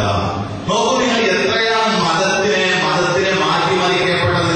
ഇബ്നു ഹൈസമിയോട് ഷാഫി പണ്ഡിതൻ ബഹുമാനരായ സൈനുദ്ദീൻ മഖ്ദൂമിന്റെ ഉസ്താദ് ഇബ്നു ഹൈസമിയോട് ചോദിക്കപ്പെട്ടു, എന്താ ഈ നക്സ് ശകുനം നോക്കുക, എന്താ പറയുക അഭിപ്രായം എന്ന് പറഞ്ഞപ്പോൾ അദ്ദേഹം കൊടുത്ത മറുപടി എന്താണെന്ന് അറിയോ? സുന്നത്തുൽ യഹൂദി, ജൂതന്മാരുടെ ചര്യയാണ്, ഇത് ജൂതന്മാരുടെ ചര്യയാണ്, മുഅ്മിനീങ്ങളുടെ ഹുദ അല്ലേ അല്ല അതിയല്ല മാർഗമല്ല. കൃത്യമായിട്ട് പറഞ്ഞിട്ട് അദ്ദേഹം പറയാം, ഇത് കൊണ്ട് നടക്കുന്നവൻ വിഡ്ഢിയാണ്, പൊട്ടനാണ് എന്ന് നമുക്ക് പറയേണ്ടി വരുന്ന ആ പൊട്ടത്തരം അന്ന് കുറച്ചു വർഷങ്ങൾക്ക് മുമ്പ് മരിച്ചുപോയ ചാരിത്രകാരൻ പണ്ഡിതൻ അറബിയിൽ പദ്യമായി എഴുതിയതിന് ഈ സ്വലാത്തിനകലിൽ ഇപ്പൊ നമ്മുടെ CD മറ്റേ പാട്ടുകാരന്മാർക്ക് അയച്ച് പുനഃപ്രസിദ്ധീകരണം നടത്തിയിരുന്നു. പോക്കറ്റ് ബുക്കായി 5 രൂപയിൽ ഞാൻ പോക്കറ്റ് നടത്തുന്നത്. എങ്ങനെ മുസ്ലിമീങ്ങളിൽ അന്ധവിശ്വാസം ആ 13 എവിടെ മുസ്ലിമീങ്ങളിലേക്ക് വന്നത്? എവിടെ 13 മറ്റു മതസ്ഥരിൽ വരട്ടെ, മുസ്ലിം ലീഗിലേക്ക് വന്നത് ഇത്തരം പണ്ഡിതന്മാരാണ്. ഇപ്പോഴാണ് അടിസ്ഥാനം കിട്ടിയത്. ഇത് റമദാൻ മാസത്തിൽ നല്ല കാര്യങ്ങൾ ചെയ്യാൻ പാടില്ല. അന്ന് ഞാനൊരു മൗലൂദിന്റെ പുസ്തകം വാങ്ങിയിട്ടുണ്ട്. അതിന്റെ കൂടെ ഫ്രീ ആയിട്ട് ഒരു ലഘുലേഖയാണ്. എന്തായാലും പറഞ്ഞോ, വയനാട്ടുകാരൻ ഒരു സമാപിയുടെ ആദ്യമാണെന്ന് ഞാൻ പറയാൻ ഞാൻ പറഞ്ഞുതരാം. മൂപ്പർ പറഞ്ഞതാണെന്ന് നിങ്ങളുടെ വീട്ടിൽ ദാരിദ്ര്യല്ലേ, കഷ്ടപ്പാടില്ലേ, പ്രയാസല്ലേ, രോഗം നിൽക്കാതെ എത്ര ചികിത്സിച്ചും മാറാത്ത രോഗങ്ങളില്ലെങ്കിൽ ഇതൊക്കെ ചോദിക്കുന്നത് ഇതുപോലെ തന്നെയാണ്. ഒരു മഹലിൽ ഒരുപാട് ആൾക്കാരുണ്ടാവും, രോഗങ്ങളുണ്ടാവും, പ്രയാസങ്ങളുണ്ടാവും, കടലുണ്ടാവും, ബുദ്ധിമുട്ടുണ്ടാവും. ഇത് മുഴുവൻ വരുന്നത് എന്തുകൊണ്ടാണെന്ന് നിങ്ങൾക്കറിയുമോ? ആവേശത്തിൽ നമ്മൾ ചിന്തിക്കുന്നത് എന്തുകൊണ്ടായിരിക്കും? അത് നിങ്ങളുടെ വീട് കയറ്റിയത് നിർമ്മിച്ചത് വാസ്തുശാസ്ത്ര വിധി അനുസരിച്ചല്ല, ഭൂതപ്രേതാദികളുടെ ശല്യത്തിൽ നിന്ന് സംരക്ഷണത്തിന് നിങ്ങൾ ചെയ്തിട്ടില്ല. അതാരെ എഴുതിയത്? ബഹുമാന്യനായ വയനാട്ടുകാരൻ സഖാഫി. എന്നാൽ അദ്ദേഹം പറയാം, ഇത് മാറ്റിക്കൊടുക്കാൻ വേണ്ടിയിട്ടുള്ള കർമ്മം ഞാൻ ചെയ്തു തരാം. ഓണോപ്പർ കൊടുത്തിട്ടുണ്ട്. ഞാനിവിടെ അടുത്തൊരു വീട് ചെറിയ പണി ആശയം നടന്നുകൊണ്ടിരിക്കുമ്പോ ഒരു മോര്യാൽ ഇങ്ങനെ ഫോൺ ചെയ്യുന്നുണ്ട്. ഞങ്ങളുടെ അടുത്ത് ഒരു സ്കൂൾ നടത്തും, വലിയ വിദ്യാഭ്യാസ സമുച്ചയം നടത്തിക്കൊണ്ടിരിക്കുന്ന ഒരു മോര്യാലാണ്. അപ്പൊ മോര്യാൽ ഈ ആശയങ്ങളോട് പറയാണ്, മോര്യാൽ ഇന്നത് ഇന്നലെ ചെല്ലാൻ പറഞ്ഞു തുടങ്ങി, ഞാൻ പോയിട്ടില്ല. അപ്പൊ എന്തേ കാര്യം? മോര്യാൽ നല്ലൊരു വീട് വെച്ചത്. പക്ഷെ ആരോ പറഞ്ഞോ കക്കൂസിരിക്കുന്നത് എന്റെ കന്നിമൂലക്കലാണ്. ഇപ്പൊ മോര്യാൽ പൊളിച്ചിട്ടുണ്ട്. ഇനി അവിടെ അയച്ച് പണി കൊടുക്കാൻ ഈ ആശയത്തോട് ചെല്ലാൻ പറഞ്ഞാണ് ശല്യപ്പെടുത്തിക്കൊണ്ടിരിക്കുക. നിങ്ങൾ നോക്കൂ, അയാള് കേരളം നമ്മുടെ കാഴ്ചപ്പാട് ചെറിയ രൂപത്തിൽ ഒരു LKG UKG കൊണ്ട് തുടങ്ങിയ ഒരു സ്ഥാപനം അദ്ദേഹം. ഇന്ന് അവിടെ എന്റെ വീടിന്റെ അടുത്താണ് 2-3 വലിയ സ്ഥാപനമായി കുറെ വണ്ടികളൊക്കെ. ഇപ്പോഴും ആ സ്ഥാപനം പേടിയായി മൂലക്കെ കക്കൂസിനെ പിടിച്ചുകൊണ്ട് നടക്കുക. നോക്കൂ നിങ്ങൾ. അപ്പൊ മുജാഹിദുകളായ നമ്മള് ഒരു ഭാഗത്ത് നിന്ന് ഇത്തരം അന്ധവിശ്വാസങ്ങളെയും അനാചാരങ്ങളെയും എതിർക്കാൻ വേണ്ടി ജിഹാദ് നടത്തുന്നുണ്ടെങ്കിൽ മറുഭാഗത്ത് അതിൽ ശക്തമായിട്ട്, അതിലേറെ ശക്തമായിട്ട് നടന്നുകൊണ്ടിരിക്കുന്നുണ്ട്. ഈ ഇസ്ലാമിക് ക്ലാസ് റൂമിലെ പ്രവർത്തനം നമ്മൾ വലിയ സംരംഭമായിട്ട് പറയേണ്ടതൊന്നുമില്ല. നമ്മളെക്കാൾ മുമ്പ് തുടങ്ങിയ ആൾക്കാരുണ്ട്. മുമ്പ് തുടങ്ങിയ ആൾക്കാർ എന്തിനു വേണ്ടി? ഇത്തരം അന്ധവിശ്വാസങ്ങളെ സമൂഹത്തിൽ വീണ്ടും വീണ്ടും ഉറപ്പിക്കാൻ വേണ്ടി. നമ്മുടെ ക്ലാസ് റൂം പോലെ ഇന്റർനാഷണൽ ക്ലാസ് എടുക്കുന്ന ഒരു ഉസ്താദിന്റെ അടുത്ത കാലത്ത് പ്രസംഗിച്ചതാണ്. നമ്മൾ പൂർവികരിലേക്ക് മടങ്ങണം. പൂർവികരിലേക്ക് അദ്ദേഹം ഇവിടെ നിന്ന് സഹാബികൾ കഴിഞ്ഞിട്ട് അസ്ഹർ യൂണിവേഴ്സിറ്റിയിൽ ഉപരിപഠനം കഴിഞ്ഞിട്ട് MPhil ചെയ്തുകൊണ്ടിരിക്കുന്ന ഒരു ഉസ്താദാണ്. അവിടെ പഠിക്കുന്ന അവിടെ വേറെ ജോലി ചെയ്യാം. അദ്ദേഹം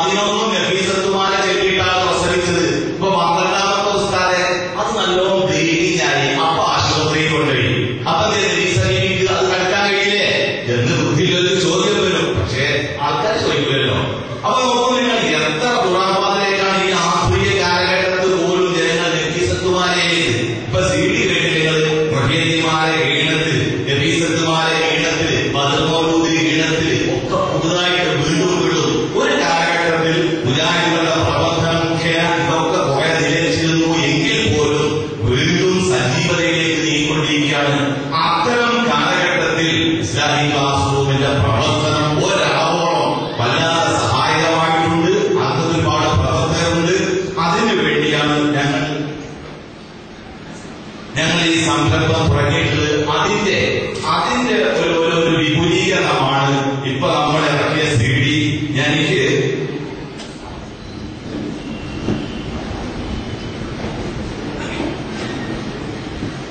എനിക്ക് നമ്മുടെ ഈ സദസ്സിൽ കൂടിയാണ് ഇതിന്റെ വേറെ കാര്യം പറയട്ടെ. ഞങ്ങള് മൻസൂർ അലി ചെമ്മാനോട് വിളിച്ചു പറഞ്ഞു നമുക്കിങ്ങനെ ഷെയ്ഖ് ഹുസൈൻ മാടൂരിയൊക്കെ പങ്കെടുപ്പിച്ചൊരു പരിപാടി നടത്തണം. അതിനൊരു മോശമില്ലാത്ത സദസ്സ് കിട്ടണം. കാരണം പ്രവാസികളാണ് ഞാൻ മഞ്ചേരിയെടുത്ത് ഇദ്ദേഹം തിരൂർ, മറ്റേ ആള് വേങ്ങര, അപ്പുറത്താൾ കൊടിയാട്, എല്ലാവരും പല ഭാഗത്താണ്. അപ്പൊ ഒരു നല്ല സദസ്സ് കിട്ടണമെന്ന് പറഞ്ഞപ്പോ മൻസൂർ അലി ഉടൻ പറഞ്ഞു അത് നമുക്ക് പരപ്പനായിക്കാരെ എത്തിക്കാന്ന്. അൽഹംദുലില്ലാ വിശ്വാസം തകർത്ത് നിന്നില്ല. നല്ലൊരു സദസ്സ് തന്നെ. ഇനി ഞാൻ നിങ്ങളോട് പറയട്ടെ, ഇത് പോരാ. ഇന്റർനെറ്റിലുള്ള ആൾക്കാർ, എല്ലാ ആൾക്കാരും എടുക്കുക, ഒരു കമ്പ്യൂട്ടർ ശ്രീമാനോട് പറയുകയായി IT യുഗത്തിൽ അത് ഗുണകരമായ വശത്തിനായ ചീത്ത വശത്തിനാണ് കൂടുതൽ ഉപയോഗിക്കുന്നത്. നമ്മുടെ കുട്ടികളെയും വീട്ടമ്മമാരെയും ഉമ്മമാരെയും കുറെ കൂടി ഗുണകരമായ വശത്തേക്ക് കൊണ്ടുവരാൻ വേണ്ടി ഒരു ഇന്റർനെറ്റ് എടുത്തത് ദിവസവും എത്ര മണിക്കൂറാണ് അതിൽ പണ്ഡിതന്മാരുടെ ക്ലാസ് എടുത്തുകൊണ്ടിരിക്കുന്നത് അറിയോ? നമ്മുടെ കേരളത്തിലെ പണ്ഡിതന്മാരുടെ ലൈവ് പ്രഭാഷണങ്ങൾ, അല്ലെങ്കിൽ CD, അല്ലെങ്കിൽ ഓൺലൈനിൽ ക്ലാസ് നടത്തിക്കൊണ്ടിരിക്കല്, ആരോഗ്യ ക്ലാസ്, പഠന ക്ലാസ്, തെരീത് ക്ലാസ്, ഇങ്ങനെ പലതും. അതിൽ പങ്കാളികളാകാൻ വേണ്ടി ഞാൻ ഇടയ്ക്ക് ഒരാളെ വിളിക്കട്ടോ, BP ജാഫർ എന്ന് പറഞ്ഞ വെള്ളമുപ്പായക്കാരൻ കുറെ കാലം അബ്ദാലിന് എന്നോട് പലപ്പോഴും സംസാരിക്കുന്നത് നമ്മുടെ ക്ലാസ് റൂമിൽ സാക്ഷ്യം ചോദിക്കാൻ ഒരുപാട് കാര്യങ്ങൾ പറയാനുണ്ട്. സത്യം ഇപ്പോഴാണ് ഈ BP ജാഫറിനെ കാണുന്നത്. ഞങ്ങളുടെ വലിയ സുഹൃത്തുക്കളായിരുന്നു. ഇതൊക്കെ ഈ ഓൺലൈൻ ക്ലാസ് കൊണ്ടുണ്ടാകുന്ന ബന്ധവും അടുപ്പവും, അങ്ങനെ ഞാൻ പേര് പറയാത്ത വലിയ ആൾക്കാരുണ്ടായിരുന്നു കേട്ടോ. അപ്പോ പിന്നെ സഹോദരന്മാരെ, അങ്ങനെയാണ്. അതുകൊണ്ട് കഴിവിന്റെ പരമാവധി നിങ്ങളും ഇന്റർനെറ്റ് ഉപയോഗിക്കണം, അതിൽ ബാധകമാകണം എന്ന് ഉണർത്തിക്കൊണ്ട് എല്ലാവരോടും നമ്മുടെ ധാരാളം സാഹിത്യത്തിൽ ഇവിടെ പൈസയുണ്ട്. നമ്മുടെ ഈ സംസാരം വളരെ ആകാംക്ഷയും നമ്മളുടെ കുടുംബത്തിനെ സംരക്ഷിക്കാൻ വേണ്ടിയിട്ട് വിദേശ രാജ്യങ്ങളിൽ ജോലി ചെയ്യുന്ന ഒരുപാട് സഹോദരി സഹോദരന്മാര് നമ്മുടെ കൂടെ നമ്മൾ അങ്ങോട്ട് കാണുന്നില്ല, പക്ഷെ കമ്പ്യൂട്ടറിൽ ഇരുന്നാൽ കാണുന്ന ഓരോരുത്തരുടെ പേര് അവർ കണ്ടുകൊണ്ടിരിക്കുന്നു, കേട്ടുകൊണ്ടിരിക്കുന്നു. അത്തരം സുഹൃത്തുക്കളുടെ ഈ മഹത്തായ പ്രവർത്തനത്തിന് നമ്മൾ സപ്പോർട്ട് കൊടുക്കുക, പിന്തുണ കൊടുക്കുക.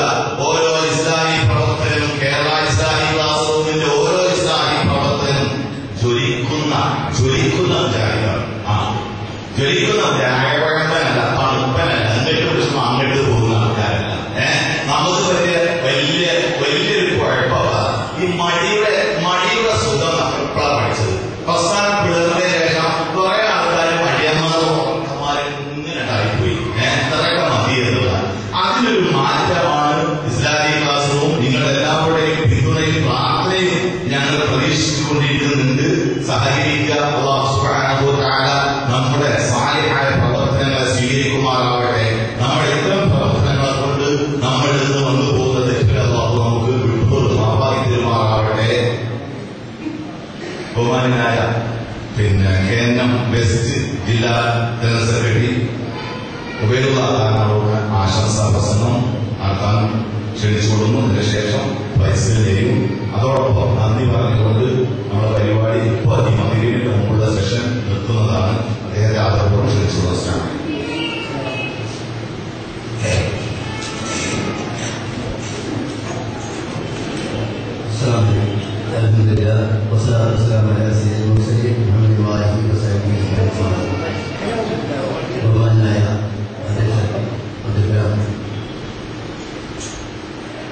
സഹോദരി സഹോദരന്മാർ, ആദ്യമായി ഇസ്ലാമിക് ക്ലാസ് റൂമിന്റെ പ്രവർത്തകർക്ക് അള്ളാഹുവിന്റെ അനുഗ്രഹം ഉണ്ടാകട്ടെ എന്ന് ആദ്യമായി പ്രാർത്ഥിക്കുകയും 2 മാസം മുമ്പാണ് യഥാർത്ഥത്തിൽ ഇസ്ലാമിക് ക്ലാസ് റൂം പ്രവർത്തകരുമായി പരിചയപ്പെടാനുള്ള അവസരമുണ്ട്. തിരുനാവായിൽ ഒരു ഹജ്ജ് ക്ലാസ് സംഘടിപ്പിക്കുന്നതിന് വേണ്ടി ആവശ്യമായ സൗകര്യം ഒരുക്കി തരണമെന്ന് ആവശ്യപ്പെട്ടുകൊണ്ട് അതിന്റെ പ്രവർത്തകർ അവർ വരികയും ചെറിയ തോതിലുള്ള നിർദ്ദേശങ്ങളെല്ലാം തന്നെ നൽകുകയും ചെയ്തു. അള്ളാഹുവിന്റെ അനുഗ്രഹത്താൽ ആ ക്യാമ്പ് വളരെ നല്ല നിലയിൽ ആ ഹജ്ജ് പ്രവർത്തന ക്യാമ്പ് നന്നായി നടക്കുകയും ചെയ്തു. തുടർന്ന് വലുതായി മസ്ജിദ് സൗകര്യത്തിൽ നടക്കുന്ന റമദാൻ പ്രഭാഷണം കിട്ടാതെ ചെയ്യുന്നതിനും അത് മറ്റുള്ളവരിലേക്ക്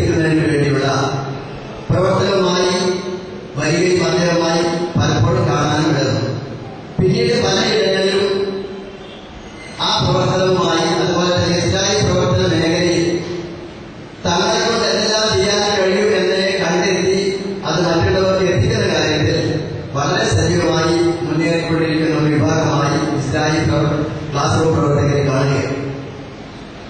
ഗൾഫ് നാടുകളിൽ ജോലി ചെയ്ത് ഉള്ള സമയം മുഴുവനും മതപ്രബോധന മേഖലയിൽ ചെലവഴിച്ച് തൗഹീദിന്റെ സന്ദേശം എത്തിക്കുന്നത് ഒരു പക്ഷേ നാട്ടിൽ പ്രവർത്തിക്കുന്ന നമ്മളെക്കാൾ എല്ലാം തന്നെ കൂടുതൽ അവസരം ഒരുക്കുന്നത് യഥാർത്ഥത്തിൽ ഗൾഫിലുള്ള ഇസ്ലാമിക പ്രവർത്തകരാണ് എന്ന് പറയുന്നതിൽ സന്തോഷമുണ്ട്. അള്ളാഹു അവർക്ക് അനുഗ്രഹം നൽകട്ടെ എന്ന് പ്രാർത്ഥിക്കുന്നു. IT യുഗം പൂർവ്വമായി ശക്തി പ്രാപിച്ചുകൊണ്ടിരിക്കുകയാണ്. ഇവിടെ പറഞ്ഞതുപോലെ ഗുണത്തിനും ദോഷത്തിനും ഇന്റർനെറ്റ് ഉപയോഗപ്പെടുത്തുന്ന ഈ കാലഘട്ടത്തിൽ ഇസ്ലാമിക പ്രബോധന മേഖലയിൽ തങ്ങളാൽ കഴിയുന്നത് എന്തെല്ലാം ചെയ്യാൻ കഴിയുമെന്ന് കണ്ടുപിടിച്ച് അത് ഉപയോഗപ്പെടുത്തുന്ന ഒരു വിഭാഗമാണ് ഈ ക്ലാസ് റൂമിന്റെ പേരുള്ളത്. കമ്പ്യൂട്ടറും മറ്റാധുനിക സൗകര്യങ്ങളും എല്ലാ വീടുകളിലും ഇന്നുണ്ട്. പക്ഷേ ഇന്റർനെറ്റ് കണക്ഷൻ എടുത്തുകൊണ്ട് ഇതുപോലെ ക്ലാസ് റൂം മതപ്രബോധന രംഗത്ത് ഉപയോഗപ്പെടുത്താൻ ഞാനടക്കമുള്ള പലരും തയ്യാറാകാറില്ല, ആകുന്നില്ല എന്നതാണ് അവസ്ഥ. അതുകൊണ്ട് ഇന്ന് മുതൽ തന്നെ കഴിയുന്ന ആളുകളെല്ലാം തന്നെ ആ ഒരു രംഗത്തേക്ക് നമ്മുടെ ഇസ്ലാമിക പ്രബോധന മേഖലയിൽ മറ്റുള്ളവർ നടത്തിക്കൊണ്ടിരിക്കുന്ന പ്രവർത്തനം നാം അറിയുന്നതിനും നാം നടത്തിക്കൊണ്ടിരിക്കുന്ന പ്രവർത്തനങ്ങൾ മറ്റുള്ളവരെ അറിയിക്കുന്നതിന് വേണ്ടി സന്നദ്ധ കാണിക്കണം എന്ന് പറയുകയാണ്. ഇത് പറയുമ്പോൾ മതപ്രബോധന മേഖലയിൽ നമ്മുടെ ആദ്യകാലത്തുണ്ടായിരുന്ന കാര്യങ്ങളെ സംബന്ധിച്ച് നമുക്ക് എല്ലാവർക്കും അറിയാം. ഖുർആൻ പരിഭാഷ യഥാർത്ഥത്തിൽ ആദ്യമായി നാം എല്ലാവർക്കും കണ്ടു കേട്ട് മനസ്സിലാക്കിയത് അറബി മലയാളത്തിലൂടെ, പിന്നീട് അത് മലയാളത്തിലായി പിന്നീട് ഇംഗ്ലീഷിലും മറ്റു ഭാഷകളിലും എല്ലാം തന്നെയാണ്. അതുപോലെ തന്നെ അവിടെ മതപ്രഭാഷണം ശരിയായ തൗഹീദ് സന്ദേശം കേൾക്കുന്നതിന് വേണ്ടി വളരെ ദൂരങ്ങളിൽ പോയി മതപ്രഭാഷണ പരിപാടികളിൽ പങ്കെടുത്ത് ശ്രമിച്ചിരുന്ന കാലമുണ്ടായിരുന്നു. അത് ക്രമേണ കുറഞ്ഞു വരികയും പിന്നീട് മറ്റുള്ളവർ നടത്തുന്ന പ്രഭാഷണങ്ങളുടെ കേസറ്റുകൾ കേട്ടുകൊണ്ട് അതിലൂടെ ഇസ്ലാമിനെ പരിചയപ്പെടുകയും ചെയ്യുന്ന ഒരവസ്ഥയുണ്ടായി. പിന്നീട് അത് നേരിട്ട് കണ്ടുകൊണ്ട് സീരിയലിൽ കൂടി TV മുഖേന അതുപോലെ തന്നെ കമ്പ്യൂട്ടർ മുഖേന കാണാൻ മനസ്സിലാക്കാനുള്ള ഒരവസരമുണ്ടായി. ഇപ്പോൾ ഇതാ ഇസ്ലാമിക ക്ലാസ് പോലെയുള്ള അതിന്റെ പ്രവർത്തകർ നടത്തിക്കൊണ്ടിരിക്കുന്ന ഇസ്ലാമിക പ്രബോധന മേഖല വളരെ സജീവമായി ഇസ്ലാമിക പ്രബോധന രംഗത്ത് ശക്തി പ്രാപിച്ചുകൊണ്ടിരിക്കുകയാണ്. അത് കൂടുതൽ ഉപയോഗപ്പെടുത്തുന്നതിന് വേണ്ടി നാം എല്ലാവരും തന്നെ മുന്നോട്ട് വരണം. അവരുടെ പ്രവർത്തനങ്ങൾക്ക് അള്ളാഹുവിന്റെ അനുഗ്രഹത്തിന് വേണ്ടി പ്രാർത്ഥിക്കണം, പ്രവർത്തിക്കണം എന്ന് പറഞ്ഞുകൊണ്ട് ഇസ്ലാമിക ക്ലാസ് പ്രവർത്തകർക്ക് പ്രത്യേകം നന്ദി രേഖപ്പെടുത്തിക്കൊണ്ട് ഞാൻ അവസാനിപ്പിക്കുന്നു. അള്ളാഹു അനുഗ്രഹിക്കട്ടെ. ദേശത്തിന്റെ സ്റ്റേറ്റ് സെക്രട്ടറി ബഹുമാനായ വൈസ് സാഹിബ് നമ്മുടെ ക്ഷണിച്ചു.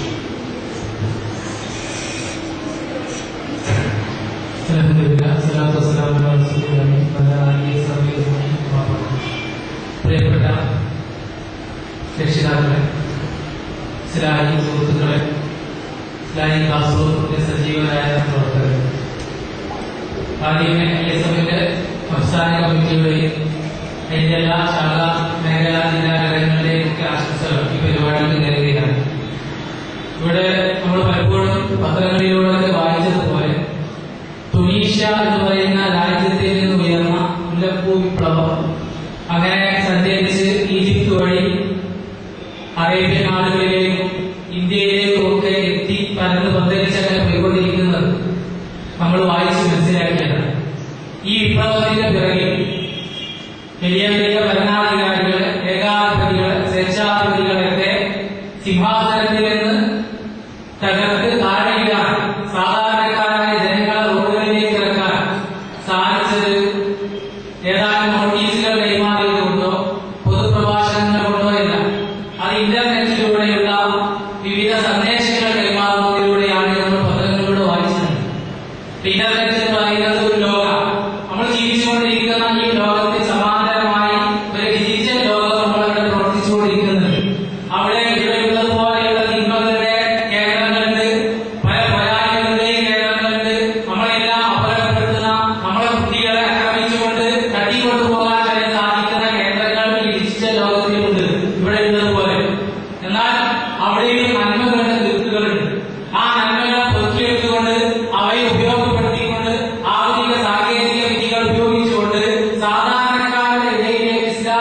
പ്രബോധനം എത്തിക്കാനുള്ള ഒരു എളിയ ശ്രമം ഇന്ന് പടർന്ന് പന്തലിച്ചു വന്നുകൊണ്ടിരിക്കുകയാണ്.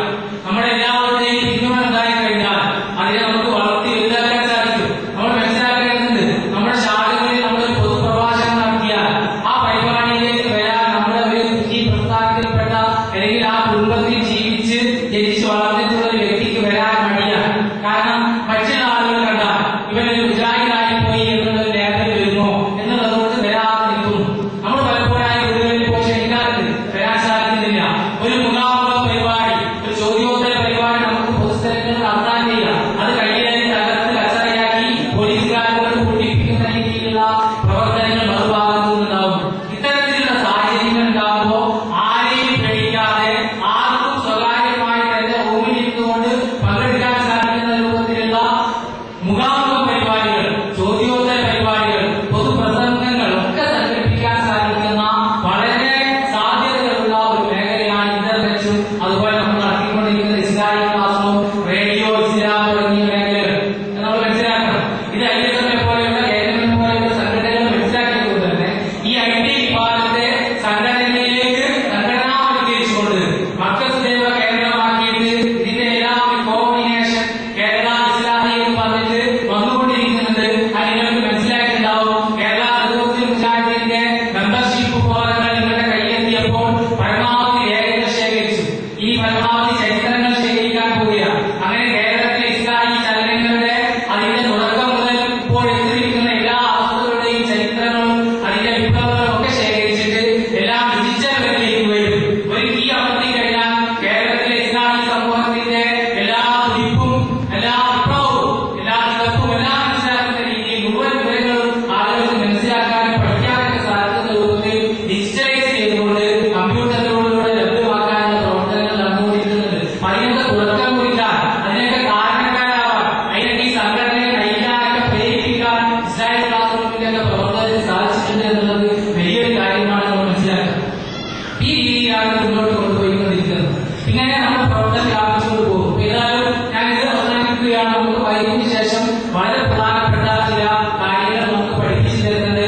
ഇവിടെ ഇരിക്കുന്ന ഒരാളും ഒരു സ്ത്രീയും പുരുഷനൊന്നും കൊണ്ട് പോകാൻ പാടില്ല. കാരണം നമുക്ക് നിത്യജീവിതത്തിൽ മനസ്സിലാക്കേണ്ട അത്യാവശ്യമായി അറിയിക്കേണ്ട പല കാര്യങ്ങളാണ് ഇവിടെ ചർച്ച ചെയ്യാൻ പോകുന്നത്. ഒറ്റ ചോദ്യം ചോദിക്കട്ടെ, ഒരാൾ തൈപ്പ് പോലെ എന്താ ചെയ്യുക? തൊണ്ടയിൽ ഭക്ഷണസാധനം ഇങ്ങനെ കൗത്തിച്ച് കൈ പിടിച്ച് നിൽക്കുക, അവിടെ നോക്കി നിൽക്കുക, ആർപ്പിടാനല്ലാതെ ഒരു സംഗതി ചെയ്യാൻ കഴിയില്ല. ആശുപത്രിയിൽ കൊണ്ടുപോകുമ്പോഴേക്കും മരിക്കുന്ന, കാരണം 3-4 മിനിറ്റാണ് ആ ജീവൻ നിലനിൽക്കുന്നത്. ഇങ്ങനെ ഒരു അവസ്ഥ ഉണ്ടായി കഴിഞ്ഞാൽ രക്ഷപ്പെടുത്താൻ എന്ത് ചെയ്യും? എല്ലാവർക്കും ഒരു ആവേശം തോന്നുന്നത് എന്താ ചെയ്യുക? അത് മൈഗ്രേഷൻ പഠിക്കുക. അത് കൃത്യമായിട്ടൊന്ന് പഠിപ്പിച്ചത്. അപകടം പറ്റിയാൽ, വാക്കിന് മേലെ വീണാൽ, തെന്നി വീണാൽ, എന്റെ ഒട്ടി കഴിഞ്ഞാൽ, അങ്ങനെ നമ്മുടെ വീടുകളിൽ നമ്മുടെ ചുറ്റുപാടിൽ നടന്നുകൊണ്ടിരിക്കുന്ന ഇങ്ങനെയുള്ള പലജാതി സംഭവങ്ങളുണ്ട്. ഇവിടെയൊക്കെ നമ്മൾ വെറുതെ കാഴ്ചക്കാരനായി നിൽക്കാതെ നമ്മുടെ വീടുകളിലെ കുട്ടികൾക്കൊക്കെ തെറ്റിപ്പോലുണ്ട്, പല അങ്ങനത്തെ പല അവസരങ്ങൾ ഉണ്ടാവുന്നുണ്ട്, പല അസുഖങ്ങൾ വരാറുണ്ട്. പെട്ടെന്ന് എന്ത് ചെയ്യും? ആദ്യം എന്ത് ചെയ്യുന്നതിനനുസരിച്ചാണ് ആ വ്യക്തിയുടെ ആയുസിനെ മുന്നോട്ട് പോകുന്നത്, അല്ലെങ്കിൽ ആരോഗ്യം മുന്നോട്ട് പോകുന്നത്. പ്രവർത്തകർ ചന്ദ്രകുളം എന്ന് പറയുന്ന സ്ഥലത്ത് നമ്മുടെ ഇസ്ലാമിക് പ്രവർത്തകൻ ഇങ്ങനെയുള്ള വർഗീയ വിഭാഗത്തിലേക്ക് പ്രവർത്തിച്ചിട്ടുള്ള ഒരു വ്യക്തി കിണറിൽ വീണു. അദ്ദേഹം സഹായിക്കാൻ വേണ്ടി ടെൻഷനിറങ്ങി കിണറിൽ കഴിച്ച് കാര്യം കൊടുത്ത് കഴിച്ചു വീണു. അദ്ദേഹത്തിന് ബോധം നഷ്ടപ്പെട്ടില്ല, പക്ഷേ കംപ്ലീറ്റ് വായിലും ഒക്കെ ഒഴുകി കിടക്കുക. അങ്ങനെ കിടക്കുന്ന സമയത്ത് മാറ്റി ആൾ പോയി ഓടി കൂടിയിട്ട് നമുക്കുള്ള ഒരു പൊതു സ്വഭാവം നിലക്ക് അദ്ദേഹത്തേക്ക് ആ കയറത്തോട്ട് ജലമുടിയാക്കി വായിച്ച് കയറ്റാൻ നിൽക്കുകയാണ്. പക്ഷെ ഒരൊറ്റ ആളുകളുടെ ഇറങ്ങി പോകുന്നത് കർശനമായ നിർദ്ദേശത്തേക്ക് കിടന്നു കൊടുക്കുക. എന്നിട്ട് മൊബൈലിലെ കാര്യങ്ങൾ കെട്ടിയിട്ട് ഇറക്കാൻ പറഞ്ഞു. എന്നിട്ട് ആ മൊബൈൽ ഉപയോഗിച്ച് അയാൾ ആംബുലൻസും അതുപോലെ ട്രോമ കെയർ വളണ്ടിയർമാർക്കൊക്കെ ഫോൺ വിളിച്ചിട്ട് എങ്ങനെ ഏത് രീതിയിൽ എന്നെ കിണറിന് കയറ്റണം എന്നുള്ള നിലയിൽ പറഞ്ഞു കൊടുത്ത് അദ്ദേഹം കിണറിൽ നിന്ന് ഈ കാര്യങ്ങളൊക്കെ നിയന്ത്രിച്ചിട്ട് അദ്ദേഹത്തെ പ്രത്യേക രീതിയിൽ മുകളിലേക്ക് എടുത്തു. അങ്ങനെ കൊണ്ടുപോയതുകൊണ്ട് അദ്ദേഹം ഇപ്പോൾ നമ്മുടെ പരിപാടികളൊക്കെ കൊണ്ടുവരുന്നത് എല്ലാവരും വായി പിടിച്ച് ചുറ്റി കുടിക്കാനൊക്കെ കൊണ്ടുപോയിരുന്നെങ്കിൽ അദ്ദേഹം ഒരു ജീവചവമായിട്ട് നിൽക്കുമായിരുന്നു. അവിടെയൊക്കെ നമ്മൾ എന്തൊക്കെ ശ്രദ്ധിക്കണം എന്നുള്ളത് നമ്മൾ വളരെ അറിഞ്ഞിരിക്കേണ്ട വിഷയങ്ങളാണ്. ഇവിടെ സ്ത്രീകൾക്ക് നമസ്കരിക്കാൻ വേണ്ടി നമ്മളിപ്പോൾ തന്നെ സൗകര്യം എടുക്കുന്നത്, അത് പോയി വരാനുള്ള ബുദ്ധിമുട്ടുകളൊന്നുമില്ല. അതുകൊണ്ട് കുടുംബസമേതം ഇന്ന് 8 മണി വരെ നടക്കുന്ന ഈ പരിപാടിയിൽ എല്ലാവരും പങ്കെടുക്കണമെന്ന് പ്രത്യേകം അഭ്യർത്ഥിക്കുകയാണ്. ഞാൻ അക്ഷയത്തിൽ സംസാരിക്കുന്നില്ല. നന്ദി പ്രസംഗത്തോടുകൂടി ഫസ്റ്റ് സെഷൻ അവസാനിക്കും. ഇവിടെ മഞ്ചേരിയിൽ പരിപാടി നടത്താൻ വേണ്ടി ആവശ്യപ്പെട്ടപ്പോൾ നമുക്ക്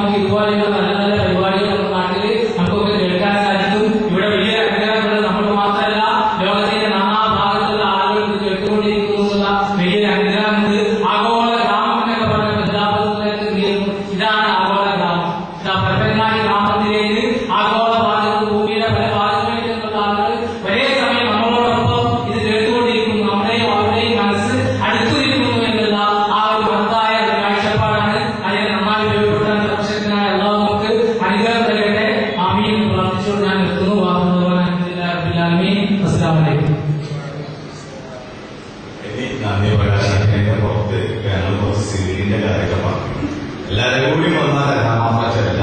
എന്നാല് കുറച്ച് ആൾക്കാർക്ക് തരാറുണ്ട്. 75 റുപ്യാണ് 3 VCDക്ക് ആരും വിലയില്ല. പക്ഷെ ഞങ്ങൾ 60 റുപ്യ കൊടുക്കുകയാണ് 3 VCD 2 പ്രഭാഷണം. ഒന്ന് ബഹുമാന ഷഫീഖ് അസ്ലമിന്റെ തൊഴിൽ സംബന്ധമായത്, 2 അനിമതിയുടെ. അത് പ്രധാനപ്പെട്ട ഒരു വിഷയമാണ്. നമ്മളിപ്പോ വല്ലാതെ കേട്ടുകൊണ്ടിരിക്കുന്ന ആൾക്കാരെ ചില ചങ്ങായിമാരൊക്കെ നമ്മളെ ഒരു കുറ്റം പറയാതെ ഹദീസ് നിഷേധികള് എന്ന് വെറുതെ വാക്കുകളും കൂടുതലും ഇങ്ങനെ വിളിച്ചു വന്ന സാധനങ്ങളുണ്ട്. അപ്പൊ എന്താണ് ഹദീസ്, എന്താണ് ഇസ്ലാമിന്റെ പ്രമാണം, എപ്പോഴാണ് നിഷേധിക്കലാതെ എപ്പോഴാണ് സ്ഥിരപ്പെടുത്തലാതെ? അങ്ങനെ ഇസ്ലാമിന്റെ പ്രമാണങ്ങൾ എന്ന വിഷയത്തിൽ ബഹുമാനായ അനിമതിയുടെ ഒരു ആധികാരിക പ്രഭാഷണം. മൂന്നാമത്തേത് ഞാൻ പറഞ്ഞതുപോലെ നമ്മുടെ അബ്ദുറഹ്മാൻ അൻസാരിയുടെ മുമ്പ് 87 സമ്മേളനത്തിൽ കോട്ടക്കൽ സമ്മേളനത്തിൽ പ്രകാശനം ചെയ്ത തൊഴിൽ ഗാനങ്ങൾ ഇപ്പോ വിത്തൗട്ട് മ്യൂസിക് ആക്കിയിട്ട് നമ്മൾ ഇറക്കിയിട്ടുണ്ട്. അതിന്റെ ഗീത കോപ്പി ഉണ്ടാവും. അതൊക്കെ പോകുമ്പോൾ വെറുതെ സിനിമാ പാട്ടുകൾ ഞാൻ കൈമാറിക്കേണ്ട, ഇതൊക്കെ വെച്ച് കേൾക്കാവുന്നതാണ്. അപ്പോ അതിനൊക്കെ വരുന്നതാണ് അത്. രണ്ടാമത് കൂടി പറയാം, പൈസ കാര്യമായിട്ടപ്പോ തന്നെയായിട്ടാവുമെന്ന് ഞാൻ വിചാരിച്ചേ കേട്ടോ. കാരണം 2 ദിവസം കൊണ്ടാണ് ഇത്ര വലിയൊരു സദസ് ഉണ്ടാക്കി തന്നത്. അത്രക്കണ്ടാവും, കുറച്ചൊക്കെ ഉഷാറാവുന്ന വിചാരിച്ചു. അൽഹംദുലില്ലാ നല്ലത് ബഹുമാനായ മന്ത്രി മുസ്ലിമാരുടെ പോലെ പ്രമുഖ വ്യക്തിത്വങ്ങൾ പങ്കെടുക്കുന്ന ഒരു സദസ് വളരെ അതിനനുസരിച്ച് ഗാംഭീര്യത്തോടു കൂടി തന്നെ സംഘടിപ്പിക്കാൻ കഴിഞ്ഞിരിക്കുന്നു. പൈസക്കും ഈ പരമ്പരമായ നിവാസികൾക്കും മറ്റെല്ലാ സുഹൃത്തുക്കൾക്കും അതിൽ ഞങ്ങൾ ഇസ്ലാമിക സമൂഹത്തിന്റെ പേര് വളരെ നന്ദി രേഖപ്പെടുത്തുകയാണ്. രണ്ടാമത്തെ കാര്യം, നിങ്ങളുടെ പരിപാടി വെക്കുകയാണെങ്കിൽ ഞങ്ങൾ ഇസ്ലാമിക സമൂഹത്തിന്റെ കുറച്ച് പ്രതിനിധികളെ ടാക്സ് ചെയ്യാൻ ഇൻഷാഅല്ലാ നന്ദി പ്രകാശിപ്പിക്കാൻ നമ്മുടെ ഇസ്ലാമിക സമൂഹത്തിന്റെ പ്രോഗ്രാം കൺവീനർ അബ്ദുൽ വാസിനെ ക്ഷണിച്ചു കൊടുക്കും.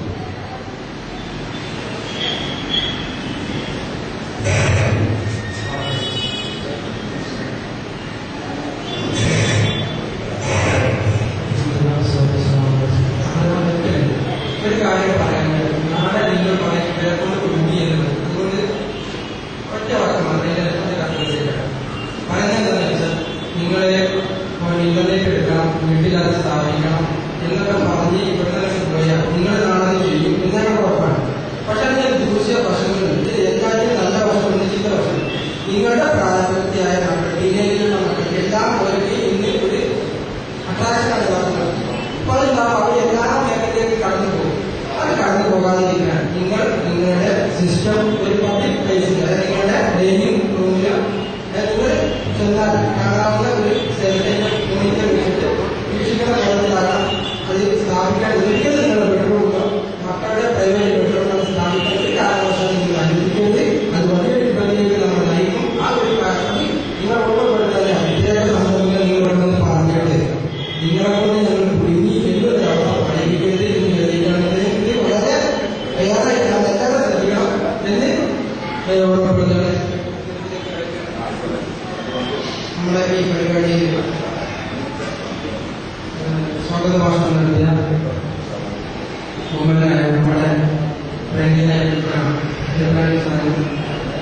കേരള ക്ലാസ് റൂമിന്റെ പേരിലും സ്വന്തം പേരിലുള്ള നന്ദി അറിയിക്കാൻ ഇവിടെ അധ്യക്ഷൻ സ്ഥാനം അലങ്കരിച്ച കേരള ഇസ്ലാമിക ക്ലാസ് റൂമിന്റെ സമർത്ഥനായ ചേർന്ന് ഉപകരണ സ്ഥാപനങ്ങളിലേക്കും നന്ദി പ്രകാശിപ്പിക്കുകയാണ്. ഇവിടെ നമ്മുടെ CD പ്രകാശനം നൽകി നമ്മളോട് സഹകരിച്ച ബഹുമാനായ വിദ്യാഭ്യാസ മന്ത്രി സാറിന് കേരള ഇസ്ലാമിക ക്ലാസ് റൂമിന്റെ പേരിൽ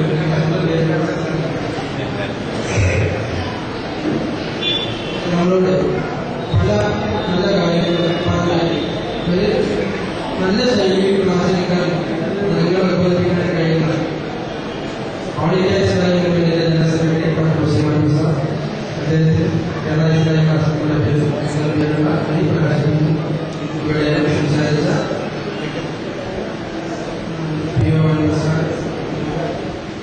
ഇവിടെ പ്രൊഫസർ സാർ എല്ലാവരും ഒറ്റവാക്കിൽ നന്ദി പറഞ്ഞുകൊണ്ട് ഇത് സംഘടിപ്പിക്കാൻ എല്ലാവരും സഹായിച്ചത് എല്ലാവരും നാളെ അർഹമായ പ്രതിഫലം നൽകട്ടെ എന്ന് പ്രാർത്ഥിച്ചു. സർക്കാരും ഇവിടെ